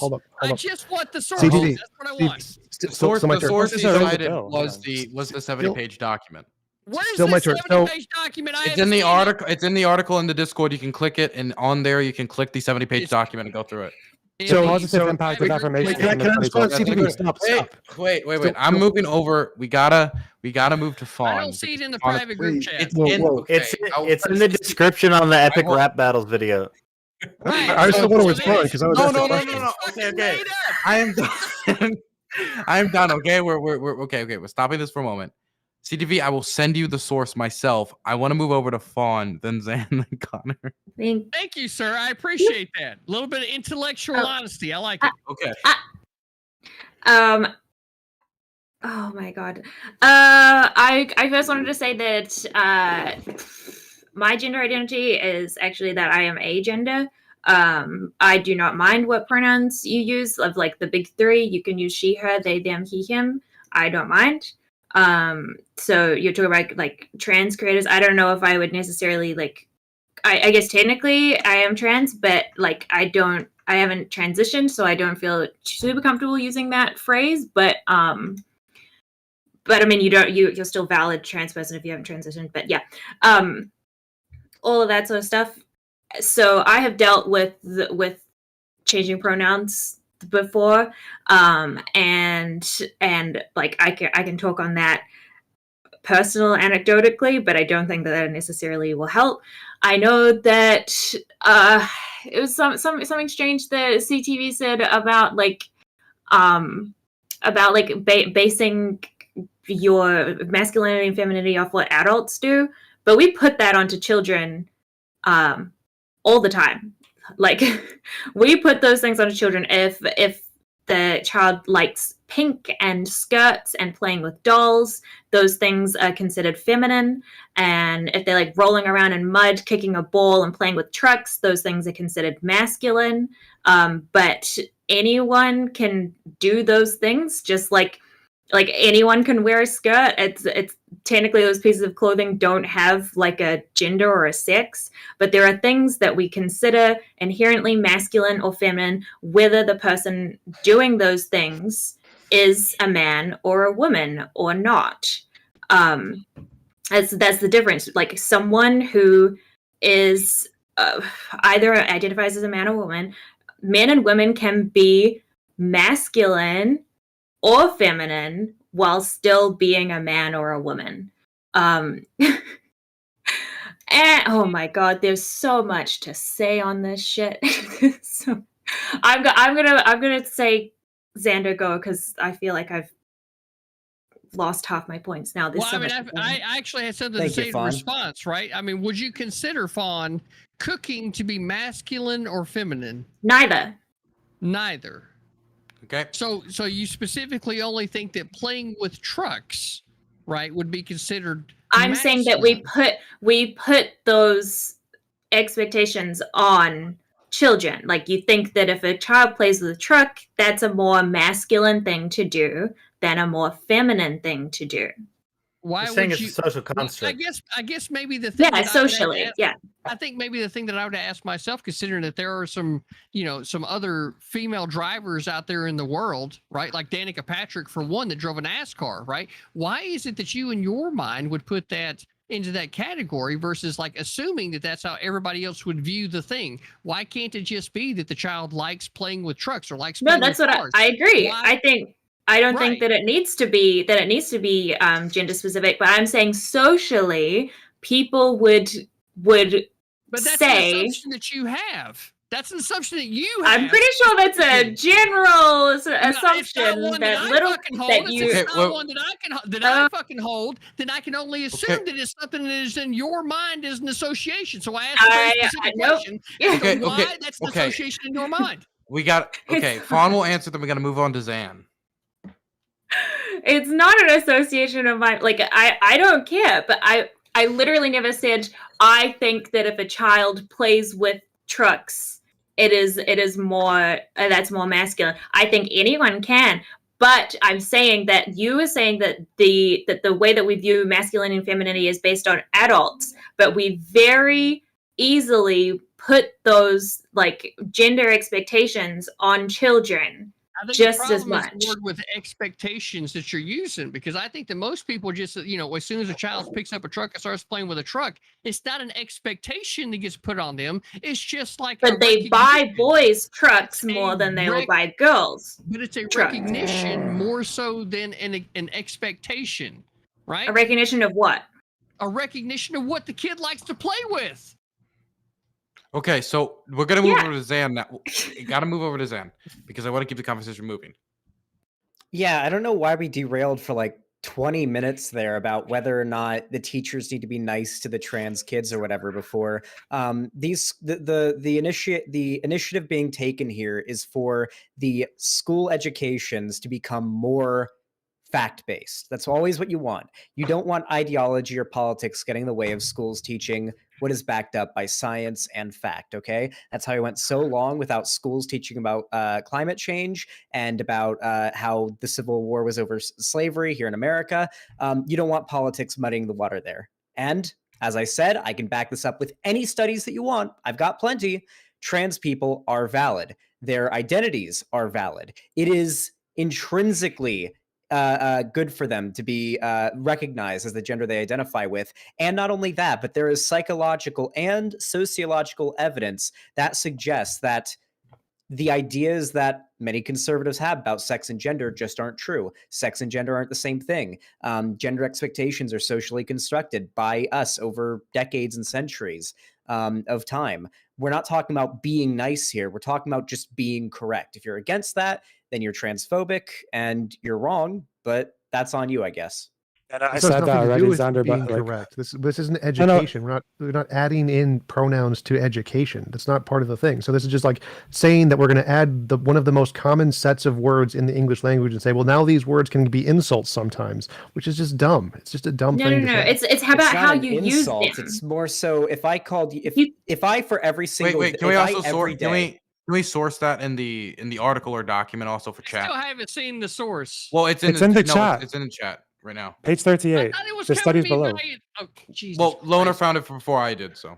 You said D. You- Wow. Xander, what you You were can saying do- about Xander, what you were saying about yeah, I agree. Like, but obviously T Jump doesn't think that the research is valid, so we have to go a different way. T Jump, Wait, you I were gotta so download close. a T Jump, file? Hold on, TJ. hold on. If I gotta download Okay, a file, okay, and wait, then wait. you can talk about. Wait. Okay. Stop. It's a 70-page document. If you want I said page CTV, 38. I will go through the document myself, take an image of the page, and send it to you. Where's the sources? I don't want to We have read. the source. It was something No, that's it's in You there. want me to I read? Is this it? Like, we're Fuck putting this it into a channel. group chat from someone Okay. that I don't personally know. If Dylan had Yeah. sent me that link Look. in a personal DM, I wouldn't even question it because I trust it. I trust the thing. If it gives you a virus, I'll buy you a new computer. Please, can we move the fuck on? well, as long as we Okay. got that, here we go. T-Jump. What? Wasn't it you talking with somebody No, else? If not, fine. uh, Connor then. Connor. It was. I think it was Loner or Yeah. Xander. Okay, was- Loner, finish. Fuck. Yeah, Then- because fucking T Jump, you were so close because I was asking you to justify why was it okay to violate a teacher's rights to verbally abuse their kids, the students? And you said it's already the law. Now, appealing to something that already exists is a fallacy. That does not justify why. Can I clarify that for a second? Okay, please. So I'm saying we have laws that make it so teachers can't bully their kids, and then you said, well, is calling a kid a shithole or something bullying? Yes, it is, because shithole is not the same as a pronoun. Pronouns, there's no history of pronouns being insults. They're not insults. This is just a new thing that people have made up. And no one is obligated to listen to this new ideology, this new use of language. Like, if I don't have anything can be used as an insult in context. Yes, it can. Okay, so this is but just a wait. Let me finish. So if in my language it's not an insult, I'm not obligated to adopt your new language in order to accommodate your needs. It is, because that means every insult's okay, because if it's in the eye of the beholder, that's okay. Yeah, like if there is a language, like you said, pronouns used all the time. Let me finish. So if there is a language in which their entire history uses the word shit as not an insult and it's a compliment, then yeah, they're not obligated to listen to your rules because they use it in a different way. Oh, okay. The fact that we have a history of word usage in which pronouns are not insults, and the language is changing every day. This is my subject. Okay. The language is changes every single day. First of all, misgendering has been an insult for a very long time. They just haven't. Wait, T-Jump, I have a question. Still haven't gotten to finish. I said once Loner was going to finish, they were going to move on. All right. Okay. Loner. Yeah, okay. First of all, misgendering has been an insult for a very long time. It's just that trans people were never given a voice until very recently. That's why they're just getting louder now. As for, again, like, you haven't justified why calling a kid a shit is wrong, but misgendering them is okay, because the only justification against both of them is that they cause harm. If you can argue they didn't cause harm 10 years ago, fine. They do cause harm now. The kids who suffer the mental health consequences of getting misgendered are not inventing the ideology. They're a bit young to invent an ideology. It's just what they feel because they exist. Your justification is exactly the same. Okay. No, my justification was that the fact that those words are known to cause harm to a majority of people and are used in that way and have been used that way in society in a long way. The fact that you've made up a new word that causes you harm does not mean anybody is obligated to do it. I calling someone a girl? Just appealed to interrupting. So I could just say I'm caused harm by the word potato. Now, even if that's demonstrably correct, and you can go into my neurology and see, I have high function autism, so this word causes me harm. Does that mean that the word potato is now an insult and anybody who uses it is now evil? No. You can't legislate against the word potato now just because it causes me harm. It's not the case that simply because it happens to cause harm that you can then demonstrably say that this word is now off limits in certain usages. That's not the case. So in language, these pronouns are just commonly used words, and then legislating against these commonly used words because it hurts you is wrong. You can't legislate other people's usage of how they were taught language because it happens to harm you subjectively. No. It's not how it works. Please, God, let me fucking get in here. What? I got you. Wait. I was... Wait. I just wanted to say, Connor, thank you for being so patient. Go on. Love you, buddy. All right. Anyways, so, Fawn, don't worry. I'm going to nod to your argument, which I think is perfectly fucking valid, which is basically we've used girl as an insult. When you call somebody who is traditionally masculine a girl, then we use I use that as a fucking insult. As a matter of fact, I'm pretty sure I beat somebody up over that. So anyways, gender ideology always exists. That's a really fucking strong point, because the truth is that we were brought up with the gender binary. There's men, there's women. That's all there fucking is. There's no in between. People can't transition. It's all, rooted in kind of like a religious concept. On top of that, basically gender and sex are the same thing. Well, there are plenty of things. I think this is a stronger argument that I would argue, this is probably not left-wing enough for all the lefties, but I would argue that gender is an outgrowth of sex, where endocrinological and basically biological functions can influence gendered things. So for instance, masculinity, testosterone, aggression, all that kind of stuff, but it's not a hard and fast rule. There's feminine men, there's masculine women, people have varied interests, all that kind of shit. That's where this all gets complex, is because there's actually a whole bunch of nuance. So, Xander, I kind of resent you using the words politics versus fact-based. We need to stop. If the left wing is going to say that all of the facts that you choose to present, CTV, I'm not yielding the time. Stop waving at me. Waving to you, assholes. Waving at Dylan. I'm waiting for an acknowledgement. Okay. Well, you're being really distracting right now. So, all right. So, basically, politics versus fact base. If we're going to come out and we're going to say, hey, there's no such thing as like an objective narrative, the facts that you choose to present to people are basically building your narrative, then don't come at me with this objective shit. You're using facts in order to build a narrative, okay? Finally, the main concern that I actually sympathize with T-Jump on, because this is the same thing that Jordan Peterson was very concerned with, that I think is a worthy consideration. Don't worry, I'm a Jordan Peterson fan. I know that makes you cringe. Don't worry about it. So is linguistic compulsion. That's the main thing that Americans or Canadians are worried about, is basically the state saying that you have to use a certain set of words under threat of arrest, fines, all that kind of stuff. That's the main thing that people are concerned about. But that's not the fucking, like, what I would appeal to while still being concerned about linguistic compulsion is the fact that, like, here's the fucking thing. I don't like neo-pronouns, but he, her, she, she, her, they, them, and he, him. They, them is not fucking hard. As a matter of fact, if you pay attention to your linguistic fucking usage, you probably use they to refer to singular men and singular women all the fucking time, and you don't even realize it. So while I think fucking neo-pronouns is probably like a harder thing, like if a fucking cop shows up and he points a gun at me and he's like, hey, you got to use these every fucking time that somebody tells you to, or else we're going to fucking put you in, hate crime jail. That's a fucking problem for me. But if the cultural push is to say, hey, it's a little bit more complicated than we thought, he, him, she, her, they, them, that's not too much of an ask, particularly for a fucking educator whose literal day-to-day is interacting with young people who have different identities. I'll leave it there. Okay, so I'm on a metaphorical high right now because of CM Punk. I'm sorry. Okay, we're gonna throw it over to Loner Box. And wait, no, I just saw Shark, and Shark never raises his hand, so I have to give it to Shark. I do raise my hand. I just usually do it like this or like this. So yeah, I may have to do like this. Shark, can I say from now on do it like this? Because if you're going like this, like I don't know what that is, man. Like sure. I don't know if you're just saying he's number one. No, I understand. I'm sorry. Okay, Shark. I just haven't heard anything from Shark yet, so I have to give it to Shark. Shark. Sure. So I think it's really ridiculous to be like, oh, we've never used this before, we've never done it before, so we shouldn't do it now. It's just ridiculous.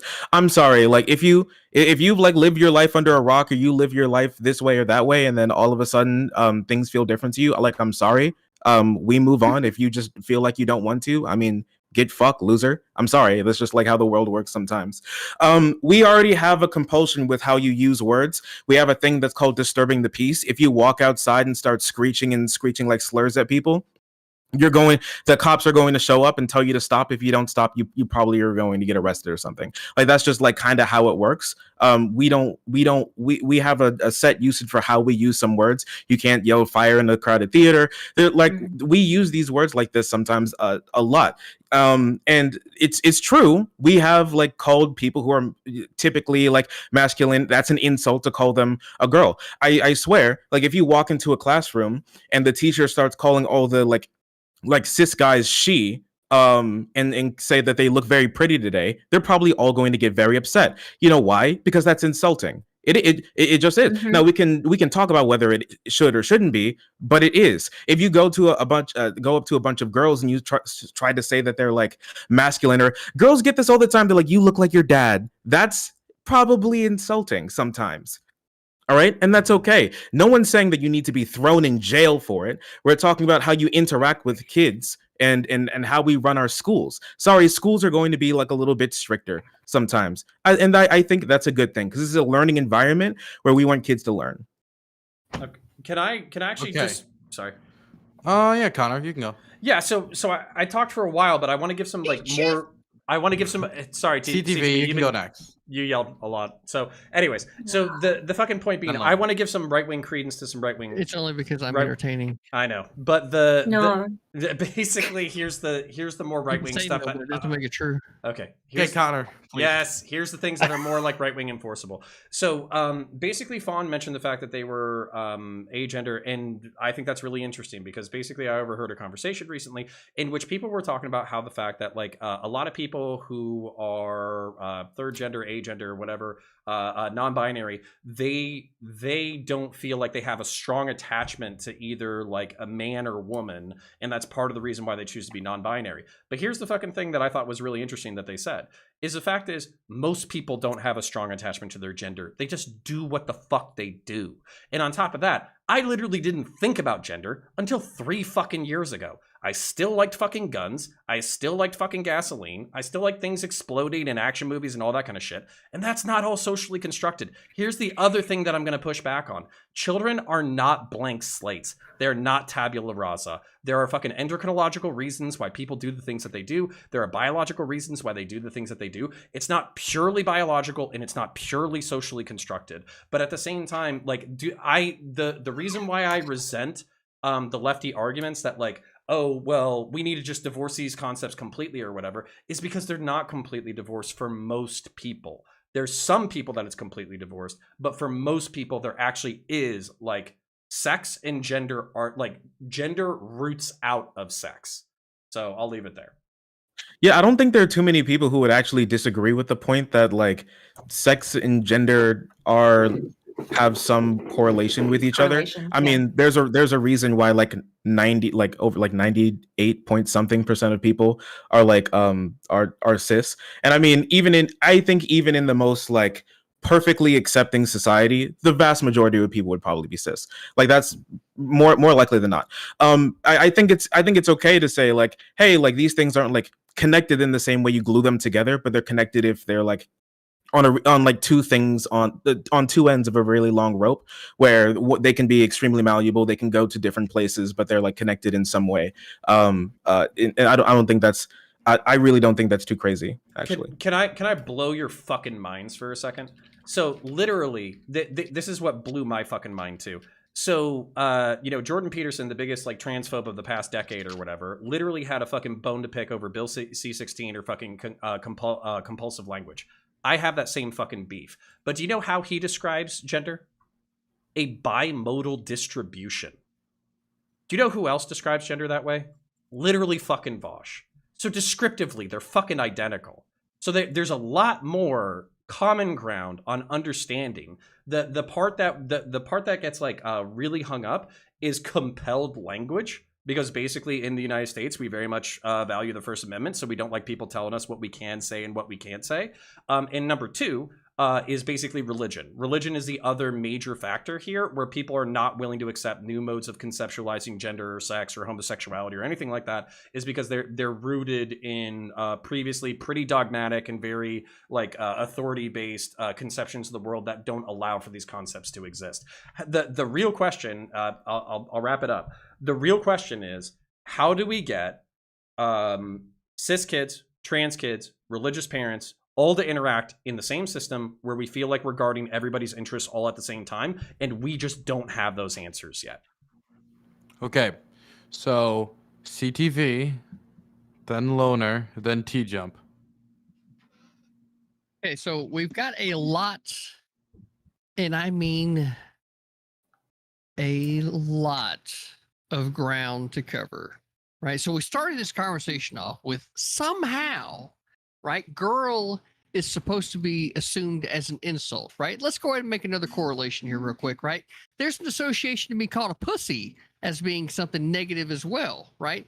But the reality of the situation is that I wish, and I mean, good Lord, do I wish that I had a set of tires for my truck made out of pussy, because those things could take a beating and last forever, okay? That from the start. So I don't know where all these negative associations come from. They seem to have to be misogyny. That's where they come from. They have to seem to be inside of people's minds, and for them to hold them, right? Because I only ever see positive things when it comes to the feminine body and the femininity of a woman. I hold it to be very precious, if I'm being absolutely fucking honest. Right. So from there, because frankly, it allows me to be what is me, my very masculine self. And when you ever put the most masculine together with the most feminine, it is some of the most beautiful scenes that you will ever make in your life. There is no doubt about that. So like from the start, Connor said a lot of stuff that seems to be along the same lines as basic arguments that I've made in the past, right? A lot of these issues when it comes to transgender comes down to the issue of Jurassic Park, right? You were asking about that at the beginning of the show, right? So this certainly seems to be the most perfect time to bring it up, right? Now, were the dinosaurs in Jurassic Park dinosaurs, or were they genetically mutated monsters that were brought on for entertainment purposes? They were not dinosaurs, right? And we knew this if we watched the movies. And in this case, just because you changed your body and you did not develop it naturally doesn't make you the same. It makes you similar, but not the same. So from there, that's where I do believe that is an adult decision for the adult to make, and we need to keep this shit out of the realm of children who are just coming into this world, trying to figure out their way through the fucking world and muddying the fucking waters whenever it comes to things that we should all be agreeing on, which is sex, which starts from birth, which is male and female, and the rest of this is clearly ideology that needs to be figured out along a person's fucking life. Wait, hold on, CTV. Sex isn't what you're assigned at birth. It's what I have with your mom. Wow. Hey, I'm glad you're so funny, Xander Hall. No, I'm glad you're so funny. Do you see that urn sitting right there on my fireplace? My mom is inside that fucking urn. You see how bad your fucking joke was? You fucked it over, bro. You fucked it. I still think it's That's what he said. He fucked You're it. fucking an urn, so that means the thing's got to be like the size of a pin, bro. I didn't think he was gonna take it A to there. fucking pin. Okay, we're gonna go it over to. I knew my mom's kid was gonna come up. Okay, I knew my mom's stop. kid. Okay, we're throwing it over to Loner Box and Abe Bard. Thanks for the subs. The idea that they're not the same, that's addressed, trans women and cis women, then we know they're not the same. Like, I'm yet to meet a trans person who's deluded about their chromosomes or their gonads or whatever the fuck. Like, it seems to be actually that the trans ideologists, whatever the fuck it seems to be that they actually have the most simple way of doing it, because I only ever see right-wingers get confused about what a transgender male and transgender female is and all that shit. But as for compelled speech, that's more interesting. We compel and criminalize mundane speech all the time. If I were to say, hey, Counterpoints, you look good today, that's probably fine, right? But if I take that phrase, hey, you look good today, and send it to my ex once every 10 minutes for the rest of the day, I'll probably get the police at my door, rightly so. I've only said, hey, you look good today. So, and as for compelled speech, even with like the thing that you brought up earlier, T-Jump, like, okay, hypothetically, if there is a kid who cries and cuts themselves every time a teacher calls them a potato, and that teacher, for some reason, proceeds to call that child a potato, yeah, that teacher should lose their job. What the fuck are you doing? I just don't understand. We compel and criminalize mundane speech all the time. I don't know why you're making an exception with pronouns when the reasoning is exactly the same. I already covered that? We have laws for that. That has nothing to do with the pronouns. Appealing to the fact that a law already exists is not an argument. It's only that you don't see it as bullying, though. Banning the word potato would be wrong in that instance, because the word potato isn't the issue. The issue there is the bullying part, where they're just completely maligning the student and bullying them by constantly aggressing them. The word doesn't matter. So there's no comparison here. There's no comparison here to the pronouns. There's no comparison here to the pronouns. The pronouns themselves are not the issue. It's the bullying part, the deliberately attacking someone constantly. The word you use doesn't matter. So if the legislation was using the wrong pronouns. Okay, leftists. Oh my god, again, you're so the bad at words don't communicating. matter. Can I ask a fucking question that I think is fucking gonna get us where we need to go? T-Jump. So hold on. T-Jump. So for instance, T-Jump's on the right, ain't he? all right, hold the fuck up. All right, so let's say Blair White, bad, good example, bad example. Who gives a fuck? All right, presents very feminine. Most people would believe that she was a cis woman unless she literally said, "I'm a trans woman," right? So let's say that you have a student who looked like what was a boy at some point, but basically transitioned, presented as a woman, right? If you're insisting on using he, him pronouns after they've transitioned and after you know that they're trying to go by she, her, is that not harassment at that point? That they're presenting and acting and all that kind of stuff. This is the whole point here. So if someone was brought up in a culture where they were brought up being used the word he to refer to biological sex and she to refer to biological sex, and then some new culture comes along and said, no, he, she refers to gender, not sex. that person should not be obligated to now change their use of language that they've been brought up with and they've used just fine for years to accommodate this new language. Wait. But what if you didn't know? What if this person walked in looking like really, really femme and wore a pretty dress and makeup and everything and long hair, and you didn't know anything about this person? You would probably use she, her pronouns, correct? Okay, sure. And then later you find out, oh, they were trans. Are you going to suddenly switch your pronouns? Because you're like, that means... No, you're going to suddenly switch your pronouns because you found out that at one point they had a penis. That would be fine. So like if someone was brought up using the word he to refer to biological sex and not gender, has nothing to do with gender. But let me finish. I got it again. Let me finish. Mm-hmm. And somebody else comes along and says, no, I use the word he and she to refer to gender, not sex.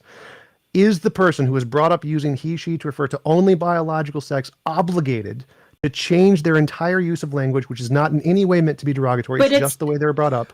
Are they obligated to change their language to accommodate this new person because they use the word in a different way? No, that's ridiculous. It's just dumb. Okay, I need to ask for some internal consistency here, okay? So basically, my grandpa, he was born in the 20s, raised in the 40s or whatever. It was a completely different society when it came to using... Yep, it's coming. So when it came to using descriptive language for different races, okay? Hold on, I won't actually use the words. Everybody chill the fuck out. So... You sure? Yes, I won't use the words. I'm worried, Shut Maureen. the fuck up. It's all right. So, I love you, so bro. basically, when referring to Jewish people, I can't even black get a people, love you back. Hispanics, Wow. let's let him finish, please. I do love you. I just want to hear So- I love so you. hold on. Okay, I love you, CTV. There you go. Continue. I love you too, CTV. All right. So basically, during the 40s, it was completely acceptable in order to use basically slurs against people of different races and all that kind of stuff. And it was completely socially acceptable in order to do so in certain social contexts. With it, by the 60s, 70s, 80s, 90s, especially today, it's no longer acceptable to do that. So would you be saying, like legalistically, I completely... No, because they're not analogous. It's a false analogy. But so how? No, because wait, they're Connor, slurs. don't worry. You gave us Sorry. your They were He asked me a slurs at question. one Wait, point. he asked me a question, so let me answer go the on. question. They were known to be slurs at the time. They were using them as slurs. It wasn't just like another name for the person. They were literally slurs. Wait, let me finish. Let me finish. He, she isn't a slur. It's not a slur. They're not using it as a slur. If they were brought up just using the word to mean biological sex, they were never ever using it as a slur. Okay. Whereas in your analogy, they were always using that as a slur. It was never just another name for it. Okay, so I have a better... Can I please jump in? I have a better one. Okay, the R slur, R word, right? That was basically a medical term for a really long time. Basically, they used it when they were diagnosing children. But what ended up happening was it was misused. I don't want to say misused, but it was misused over generations and generations. And despite it being a medical term, basically people were using it in order to offend other people. And I virtually guarantee you in the 1960s, they were like, oh, well, I'm not using it to be mean. I'm just using it in order to medically describe how stupid you are. So would you not extend the same conception where after a while, when something is misused or used to the point to denigrate other people, that at some point it would no longer become acceptable? I'd say that is a perfect analogy. So if there was a person who was using the R word specifically in order to reference the medical condition, and then you were yelling at them for being an asshole, you would be in the wrong here. They would not be wrong. If they were literally using the R word in a non-derogatory way as a medical term because they were brought up doing that, they have done nothing wrong. And they should not be charged. Okay. Now, obviously, if someone deliberately used the R word to be derogatory, yes, that would be bad. That part I'm totally fine with getting rid of the assholeness. But just the use of the R word isn't itself derogatory. And the same thing would apply to pronouns. If someone was brought up using the pronoun in a non-derogatory way, just as a classical use of language pronouns, he refers to biological sex, that way they're taught, they don't mean anything negative by this at all, they would not be wrong in any way to call someone a he who is a transition because they don't mean it in a derogatory way. The word itself isn't derogatory. And so it's the word itself should not be legislated. Okay, I agree. I completely agree. The word is not in itself. Yeah, the words are not in themselves slurs. That's a fundamental that's how language works. Words become harmful depending on the context in which they're used. You actually gave us everything we need, T-Jump, because you actually conceded that if this hypothetical child who cries every time they're called a potato and the teacher continues to call them a potato, they're bullying that child. There's no point in doing it. The word potato is not a slur, but yet it is being punished in its context.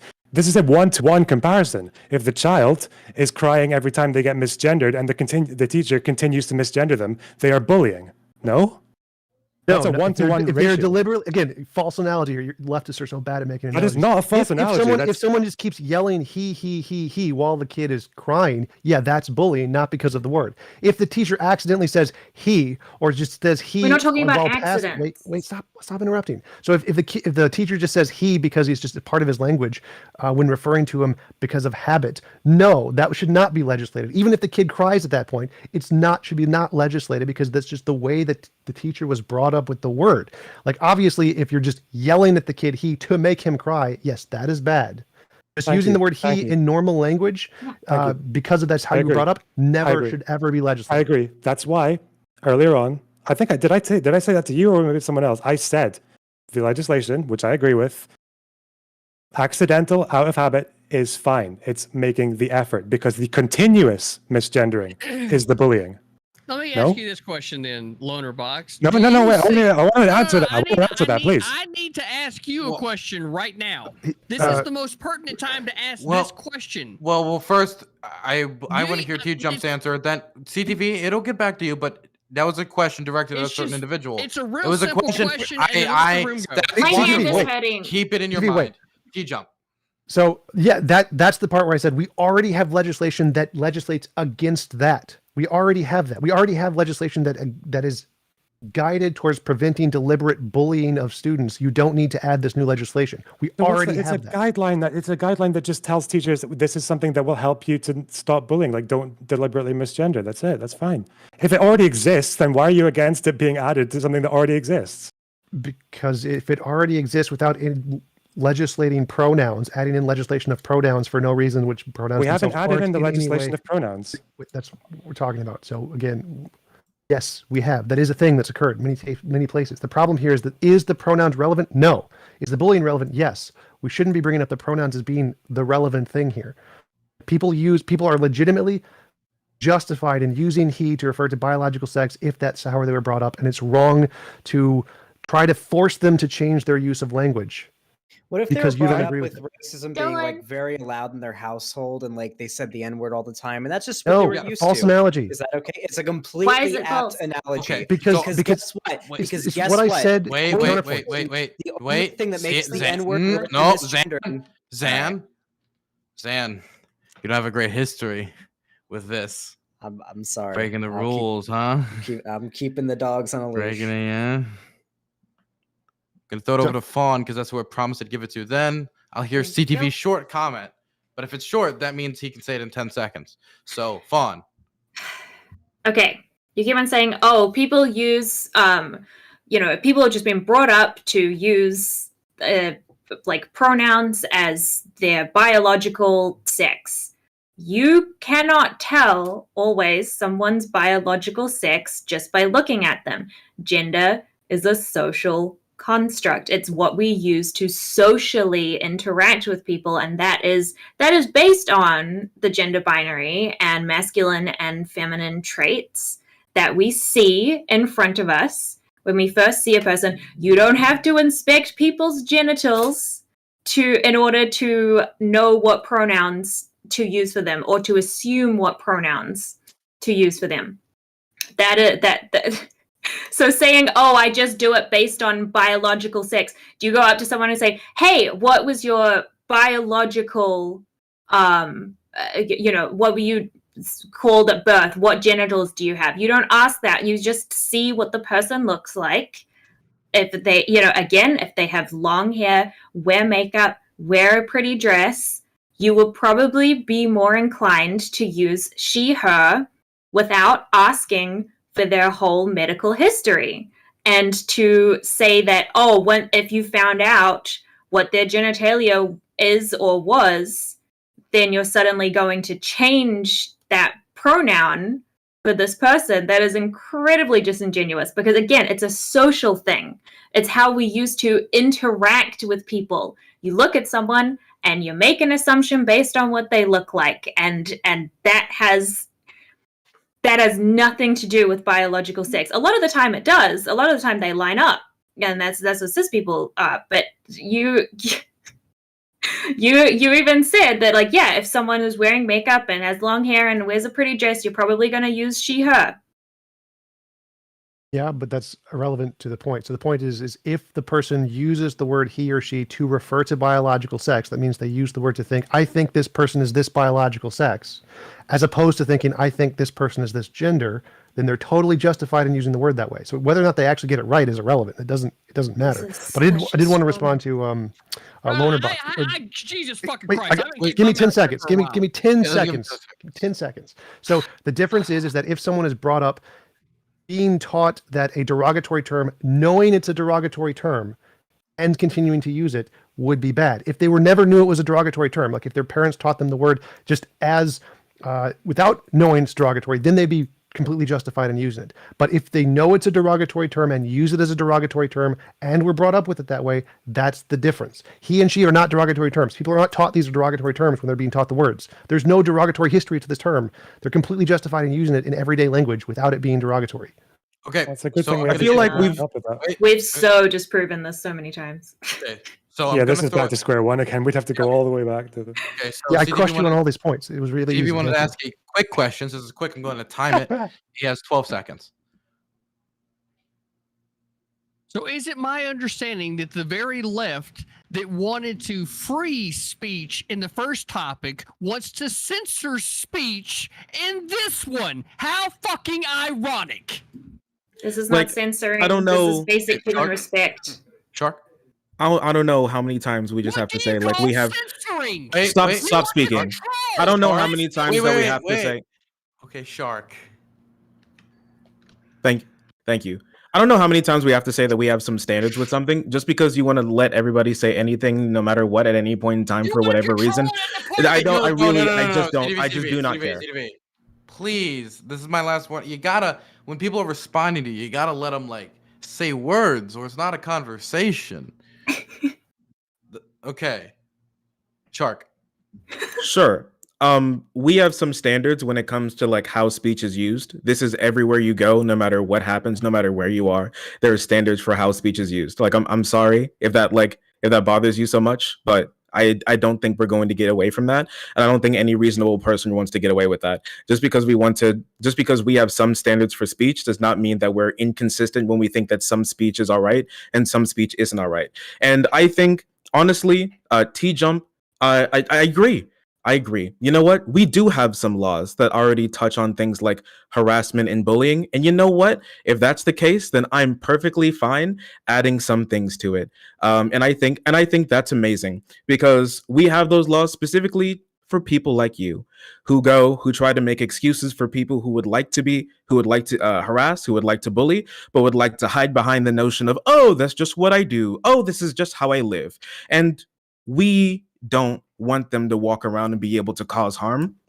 So we stop them from doing that. I don't really care if you're like dumb fuck household where you grew up, thought that it was okay to scream fire in a crowded theater and then throw your shit at the nearest person. God. If you do that in your nearest theater, you're going to be arrested for it. I don't No, you're care if you not. got grown up with that. That's You're not gonna get going. thrown out. That's not going to. Yeah, you are going to get thrown out, and you should probably go to jail as well.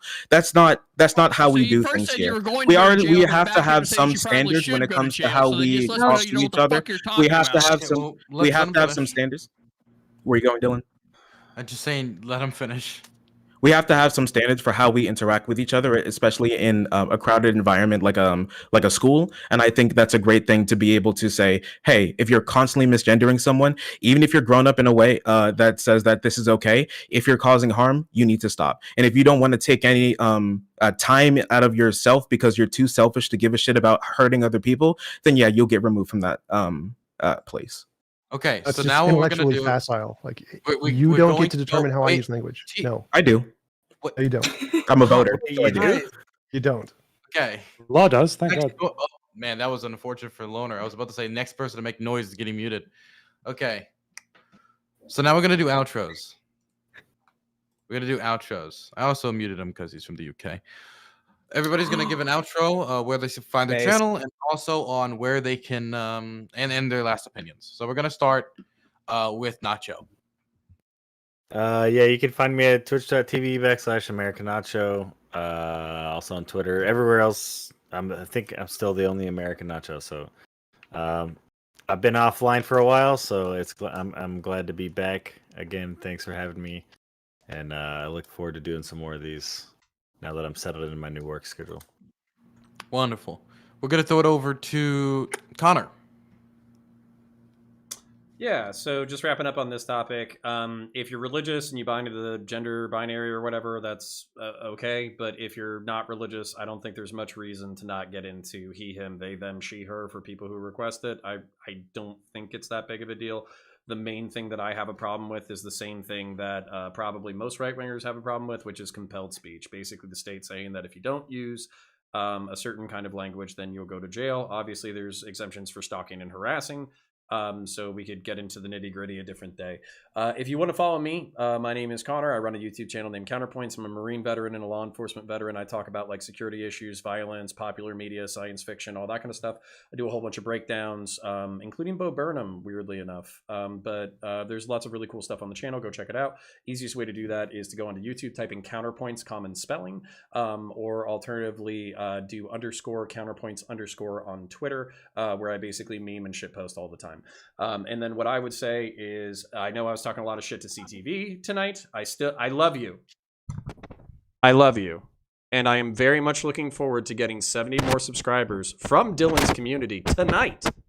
And you and I scheduling a hot tub stream featuring dad bods in short shorts and or Speedos. Man, you are making love to that mic. Now we're going to throw it over to CTV. As far as the last topic is concerned, I think that I've sat back and talked about the issue enough to where, for me, it's an 18 and above issue, and we don't need the government to be dictating to parents what's right for their children. I think the parents can decide that on their own. If their parent is in fact trans, then they can take the steps necessary to facilitate the growth of their child as well as they see fit, right? But that's no decision for any government to make. Right, those two people that are there sitting there raising that child is the ones that brought it to fruition, and be damned if I'm going to let a government tell them what is right for them and theirs. Right. So that being said, I am critically thinking veteran. I facilitate Wolfpack. We are a pretty robust and diverse community of both righties and lefties. Everybody knows how I feel, but I argue things just like Counterpoints was saying earlier. Sometimes it depends on what the issue is. I steer real hard to the left, and sometimes I steer real hard to the right. Right. So, but all of my takes tend to be centered around the Constitution and what it says, and I try my best to not only have facilitating conversations about education of the Constitution, but also diving into it myself. So like, these are the types of things, knowledge.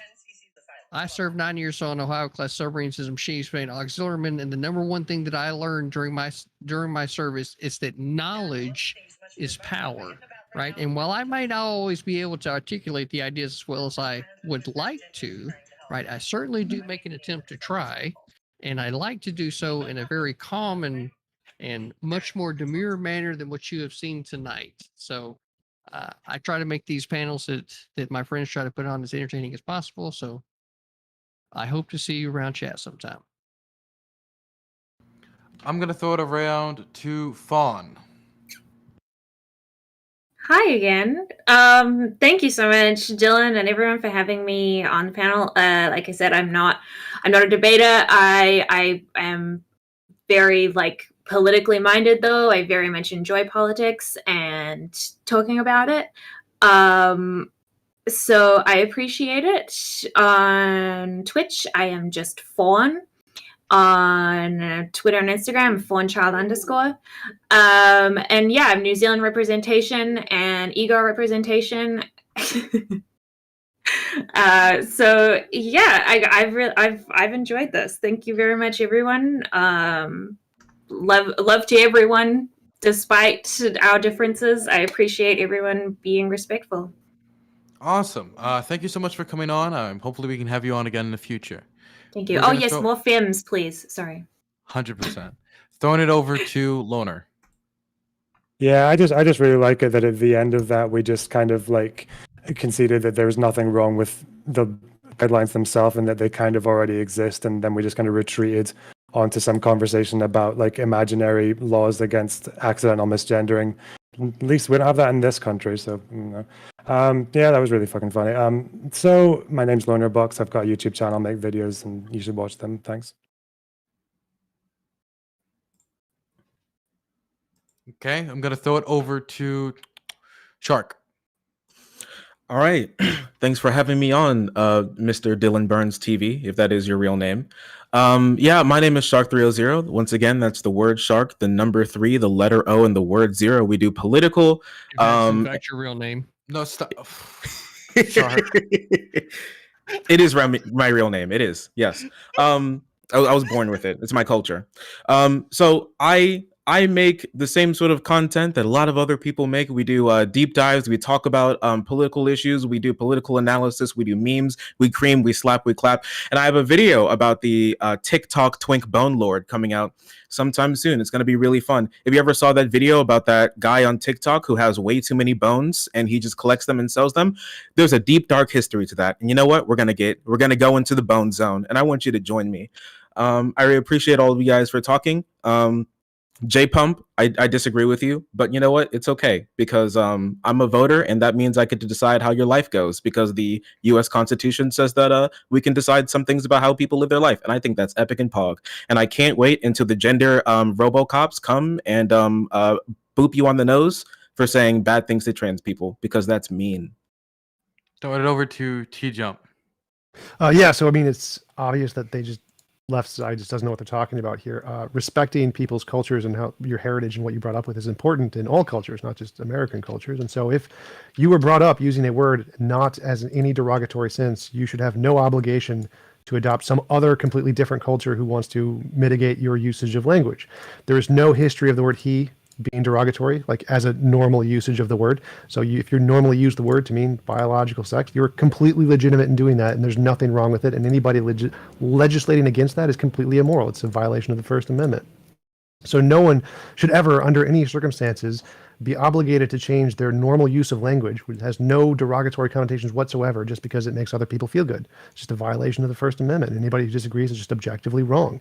This has nothing to do with catering to bigotry. Like, this is not bigotry. If you were just brought up using the word in a certain way, in a non-bigoted way, then you continuing to use it in a non-bigoted way is in no way catering to bigotry. The left just doesn't understand the issue and categorizes anything that disagrees with them as evil, as normal. It's the worst. It's just as bad as arguments as religious make, which makes them just easily objectively wrong. We can identify the fallacies as we can with religion. So it's pretty easy. Just don't legislate people using words in a legitimate way that the words were intended to be used, that they were taught to use. It's that simple.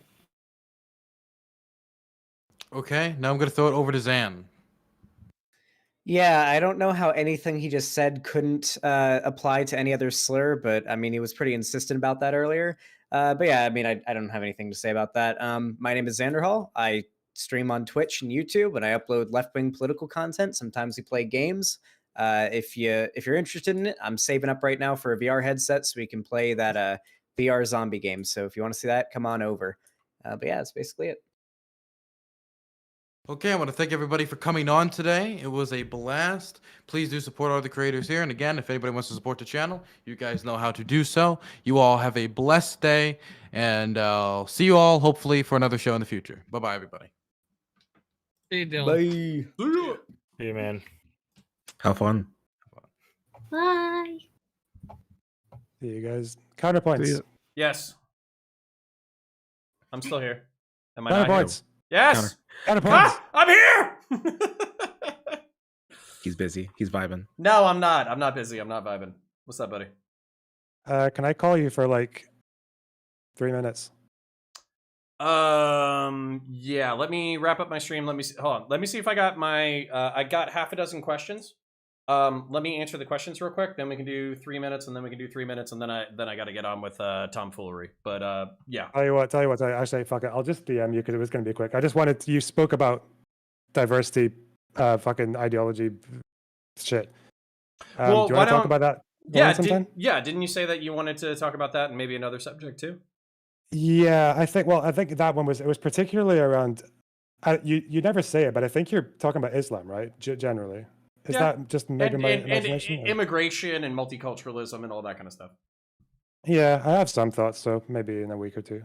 Yeah, let's do it. Let's schedule something. Nice one. I'll irresponsibly platform the fuck out of you, all right?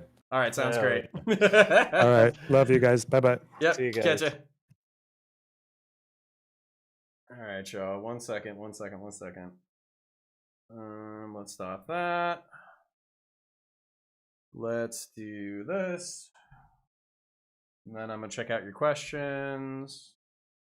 And then I gotta get on tomfoolery. So I will be ending the stream and then jumping on to tomfoolery. So give me 1 second. All right, cool.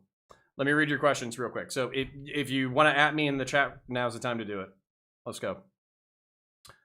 All right. Taze Grove, what color is your Speedo going to be? I'm not going to be doing a Speedo. I'm going to be doing what are called Silky's short shorts. They're a military style short short. Taylor M says, do you think social condemnation of misgendering leading to censorship of free speech is a slippery slope fallacy or warranted justifiable? Nah, we need to push back. The only reason, so I want to bring arguments for why misgendering is bad without resorting to being a dick about it. Because basically I know there are a lot of religious people and I know there are a lot of people who just believe in the gender binary. So basically I want to explain to them why trans people are okay from a liberal perspective and why you should be chill with them and all that kind of shit.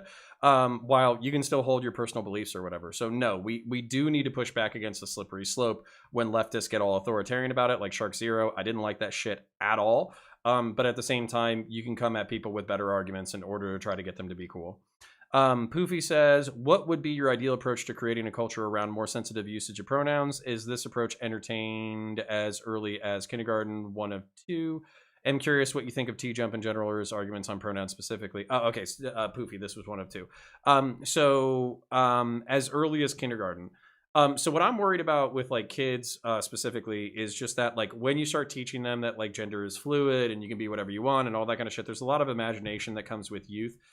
So I would kind of like to leave it more as like, hey, there's girls, there's boys, and then there's people who don't really identify with either. You can figure it out as you grow older and really leave it at that when it comes to kids, because kids are very imaginative and that's how you're going to get fucking 5-year-old like deer gender and shit. But giving kids the primer so they know as they grow older they can consider, you know, gender and sex as kind of like not necessarily glued together. I think that would be a primer. And then basically it's really around puberty that you're going to have to start talking about sex and gender, because that's when endocrinological differences start taking over anyways. Just some internet check. I'm curious what you think of T-Jump in general or his arguments on pronouns specifically. T-Jump seems like a smart dude, but at the same time, I was not buying any of the arguments in that last section. I felt like some of the analogies he was presented with, he was just rejecting out of reflex. Jeffrey Miller says, counterpoints! Poofy says, has the right created hysteria around 1A and the left's desire to ameliorate the suffering caused the misgender subject, or are we granting a generous amount of graciousness? I mean, I think if you're going to be hysterical about something, it should be the First Amendment and the Second Amendment. So, yeah, the right wing is kind of making a mountain out of molehill. That doesn't mean that that molehill or that mountain aren't important. So I need to end the stream, but I'll be back in like 5 minutes. I'm just going to go hit the head real quick, and then I'm going to be back on with tomfoolery. So I'll catch y'all in a bit. Bye.